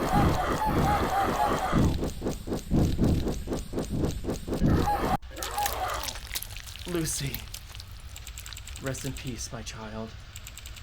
So that's how you justify filicide? As a mercy? You do realize she is gone now, don't you? God isn't going to give her back when you kill.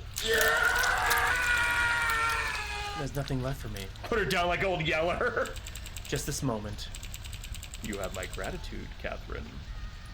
I can now shape the clay of this world back to Eden. However, this is where we part. There is no place for the stained spirit of the Unbound. Damn you, God!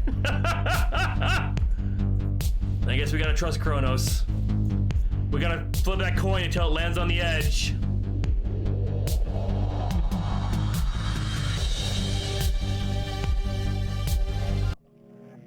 Engage. Now trust Kronos. Okay.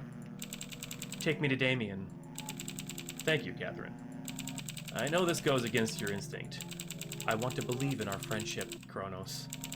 As do I. Catherine. We're glad you could make it. Lucy. Mom? What have you done to her, you monster? Please, Catherine. There's no need to wave that thing around. We're here to talk. Tell her, sweetie. I'm an angel. Listen, baby, no. It's a process that requires sacrifice. But she'll be okay. Exactly. I saved her, as I intend to save everyone. And my revenge plot puts a wrench in that plan? No. You weren't even a piece to consider before you suddenly became unbound. Unbound? From the chains of fate, darling. God claims he gave us free will. That's what made us special in his design. But the scripts have long since been written, and we are simply actors compelled to follow them. Are we now? Well, most of us here are. You, my precious mistake of nature, are the exception. Hey, she's healing! For some reason, you were chosen to be unbound. To exhibit the veneer of free will. Honestly, I'm kind of jealous. Cut to the chase, Damien. What do you want from me? I want you to kill God. This war between us will never end otherwise. Why don't I just kill you? Won't that have the same outcome? Hardly. If he wins, which eventually he always does, he'll reset the universe, creating a new Garden of Eden. Excuse me. And start this wretched cycle all over again. And there's no place for old souls in this new world. You and Lucy will be stripped down to energy to give life, until you eventually find yourself back in the loop, only to suffer the same fate of being torn apart again. It's true. On the other hand, if you help me, we break the cycle. You and Lucy get to live forever as angels in my paradise. Together, we'll see what a sequel can hold. Is there anything more exciting than that? Aren't sequels usually worse? You once altered fate to save my life. You moved heaven and earth just to push the chain a little. Just to push the chain a little. Now you have a chance to break the chains completely and free everyone. What about Ezra? Daddy? Daddy? I thought she was yours, Kronos.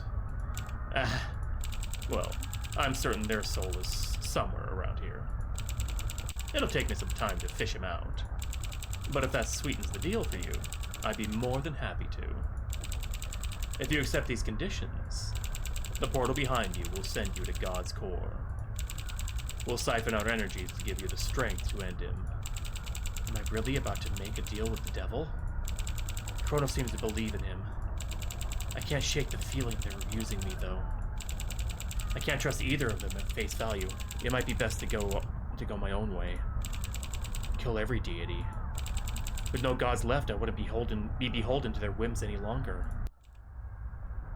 Oh! Haha, commentary! One of my other favorite endings was by Ben Drury, where I believe they introduced this concept of Tri-Gore, the combined soul essence of God, Damien, and Kronos.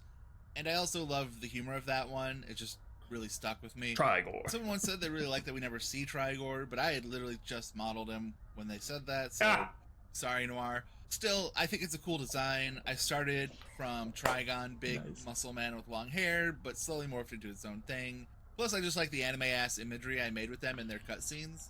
But really, it was all an excuse to have a scene with Cramion, my favorite character from Changed. I changed his lore in this one, not just being Damien's alternate universe brother, but Kronos and Damien's love child, who defeated Tri-Gore in another dimension. Ooh. I also gave him blonde hair like Lucy, because earlier I implied that Lucy is actually Kronos and Catherine's love child, but that's more because Catherine Blanche in most timelines has brown hair, and Ezra also has brown hair. So how do they have a blonde-haired child? Ha! You didn't!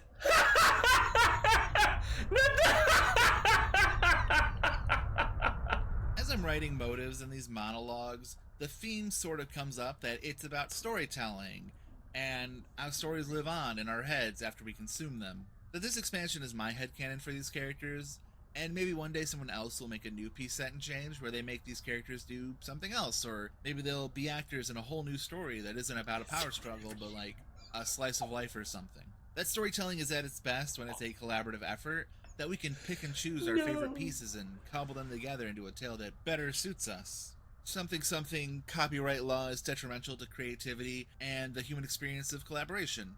We're also worried about someone stealing our ideas out of fear of losing out on the reward of that craft, but storytelling's just like cooking. We're all working with the same ingredients. It's just how we put those together, how we present it, and what we put of ourselves into it that makes each dish unique.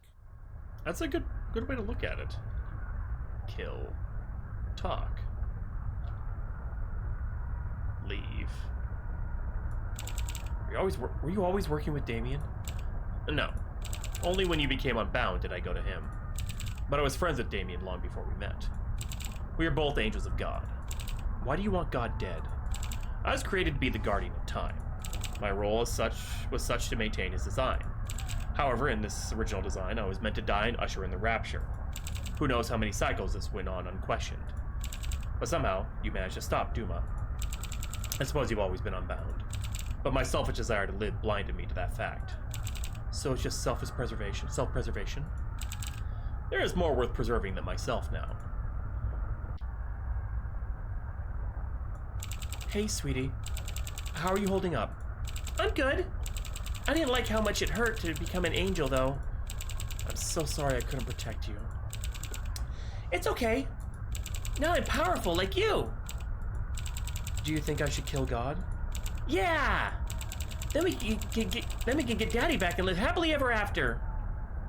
Well, obviously I gotta take a different path. No deal. Catherine! Don't! Mommy! What are you doing? I couldn't trust them. Good. For a moment I believed you had betrayed me. But you managed to catch them off guard. Now I can reset this world and rebuild Eden. However, there is no place for you there. What? I can't let you do that. I just got Lucy back. I'm not letting you end it here. The choice is not yours. Do you really believe you can stop me? Now that I have absorbed Damien and Kronos, I am no longer a simple god. I am Tri-Gore! Doo-doo-doo-doo. What do I do? I can't hope to stop the power of all three combined. Mom? You need to absorb me. What? I couldn't. It's the only way. I have the power of Damien, Kronos, and you, God Killer, pulsing through me. Combined with that gun from God, we could fight. Yeah, combined we'd stand a chance. But once I absorb you, I can't unabsorb you. What's the point of going on without you? I won't be gone. I'll be, as I've always been, a part of you. Have you two said your goodbyes? Too bad. It's time to reset this world and start again! I don't think so. So this is how you want to go? Fine. Make it a good fight.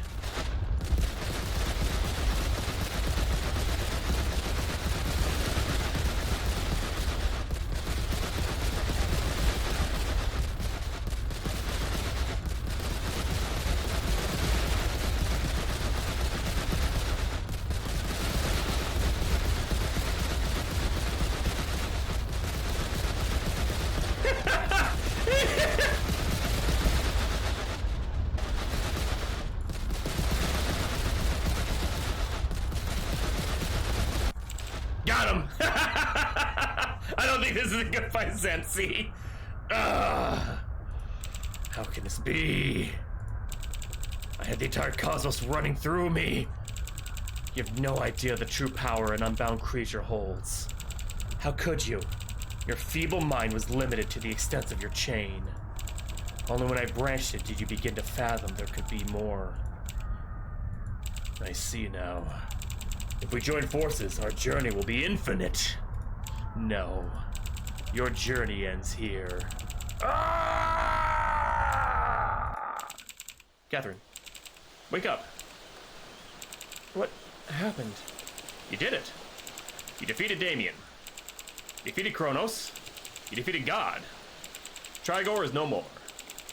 That's what this was all about. It's about Tri-Gore the entire time. Who are you? I'm Kronos' and Damien's alternate universe love child. Cramian. Don't worry, I'm not gonna hurt you. You did what you had to. Where's Lucy? Where's Lucy? Is she still a part of me? I don't know. Oh. I was supposed to come here and beat the crap out of you. Test that you were ready to join us. But look at you. Us? The interdimensional league of people who defeated Tri-Gore. That's... that's quite a mouthful. I guess. Hey you're finally awake. Since he being through chip damage. You know what? I'm gonna beat the crap out of you anyway. Ah! Ooh! Ah! Ooh! Ah! What are you... Oh! Ah! What?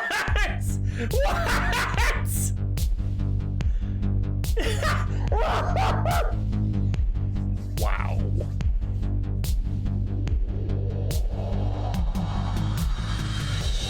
And you.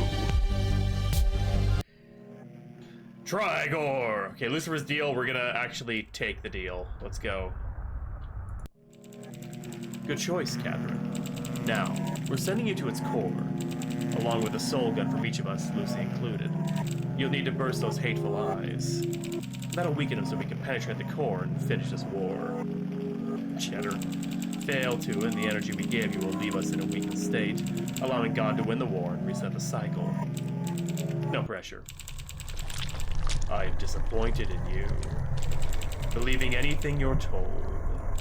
However, I suppose you fulfilled your purpose regardless. Once I dispose of you, the rest of my treacherous angels shall fall. Dude. Another reason to join the flock. Anonymous sub, thank you so much for that gift sub to Phoenix. Really appreciate that. Thank you. Anonymous sub, anonymous gifter.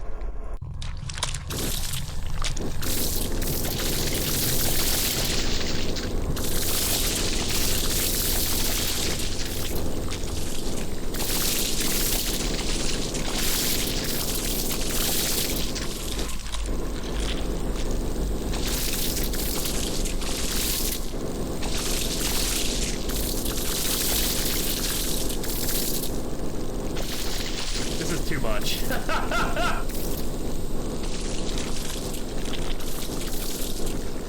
gotta make sure I get all the eyes, because if I miss just one, God can come back. I don't know what's hitting me or how it's hitting me, but whatever. Like, I'm assuming it's the tentacles, but I don't think I'm gonna do this.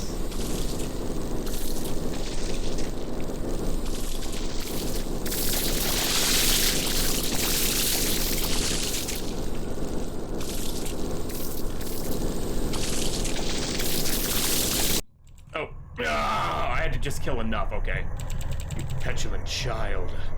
This world is fated to burn out. Become a forgotten echo. I hope you're Do you ever shut up? You're one to talk. We have nothing but time. I'm here too! Damien, my child. Do you not understand what hell you have wrought?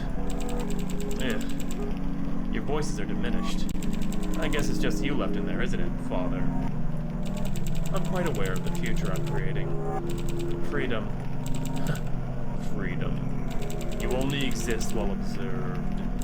Without the cycle, the chain will end. When the chain ends, you'll be nothing. No. You misunderstand the nature of being seen. Once we leave the bounds of this chain, once the script ends, we'll be free agents, able to do anything they decree for us. We'll all be unbound. You bet our entire existence on faulty memories. We'll be warped by misinterpretations, by time itself. And don't be such a purist, Father. We'll adapt. Change. Sometimes minor, sometimes major. It'll be fun, don't you see? It'll be a half-life. Every fracture destined to be forgotten. Perhaps. And perhaps those seeds will take hold and sprout even more chains. We'll just have to wait and see. I'm done with this exchange. Catherine, would you do the honors? Why not? This isn't the first time I've killed a god. Yay! God is dead! That's right, sweetie. And we killed him. So, where's Ezra? I told you it would take some time. But believe it or not, I am a man of my word. You've earned your place in paradise, Miss Blanche. And 100% of the game! Fuck yeah.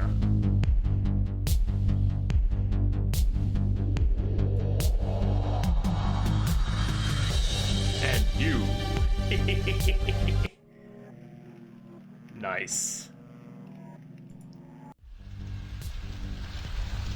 This is just so cool. The fight and Lucille is at least finally deformed for the combat setting. I'm glad I didn't like spoil it for myself. Yeah, I just saw that like, oh my god, that's a weird kid.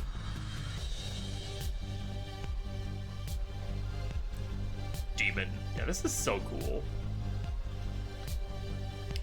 The wood stove. So his biggest stinker in the original game. First, the descriptive text. Been a while since I have ended the cold food and hot eat the food. Meant to be playing a Garfield meme. Tripped up a lot of players, which is fun! It even got us! Less fun was once players picked up the candle with the gold and lighted, they tried the stove first. It's understandable as modern stoves, at least gas ones, would have an open flame when turned on. But this being a wood stove, you'd need to light the fire yourself. Oh my god, that's hilarious. Versus Realm. Catherine's house, portal. Yeah, I did not realize that was. I need to look up that meme. I need to look up that fucking meme now. Oh my god, Madvent 4 and Make Beautiful. Okay, so it's already 10:40. We've been streaming for about 3.5 hours or so. So we're gonna call it here, and we'll come back to these very soon. This is so good. I really like this anthology, like a lot.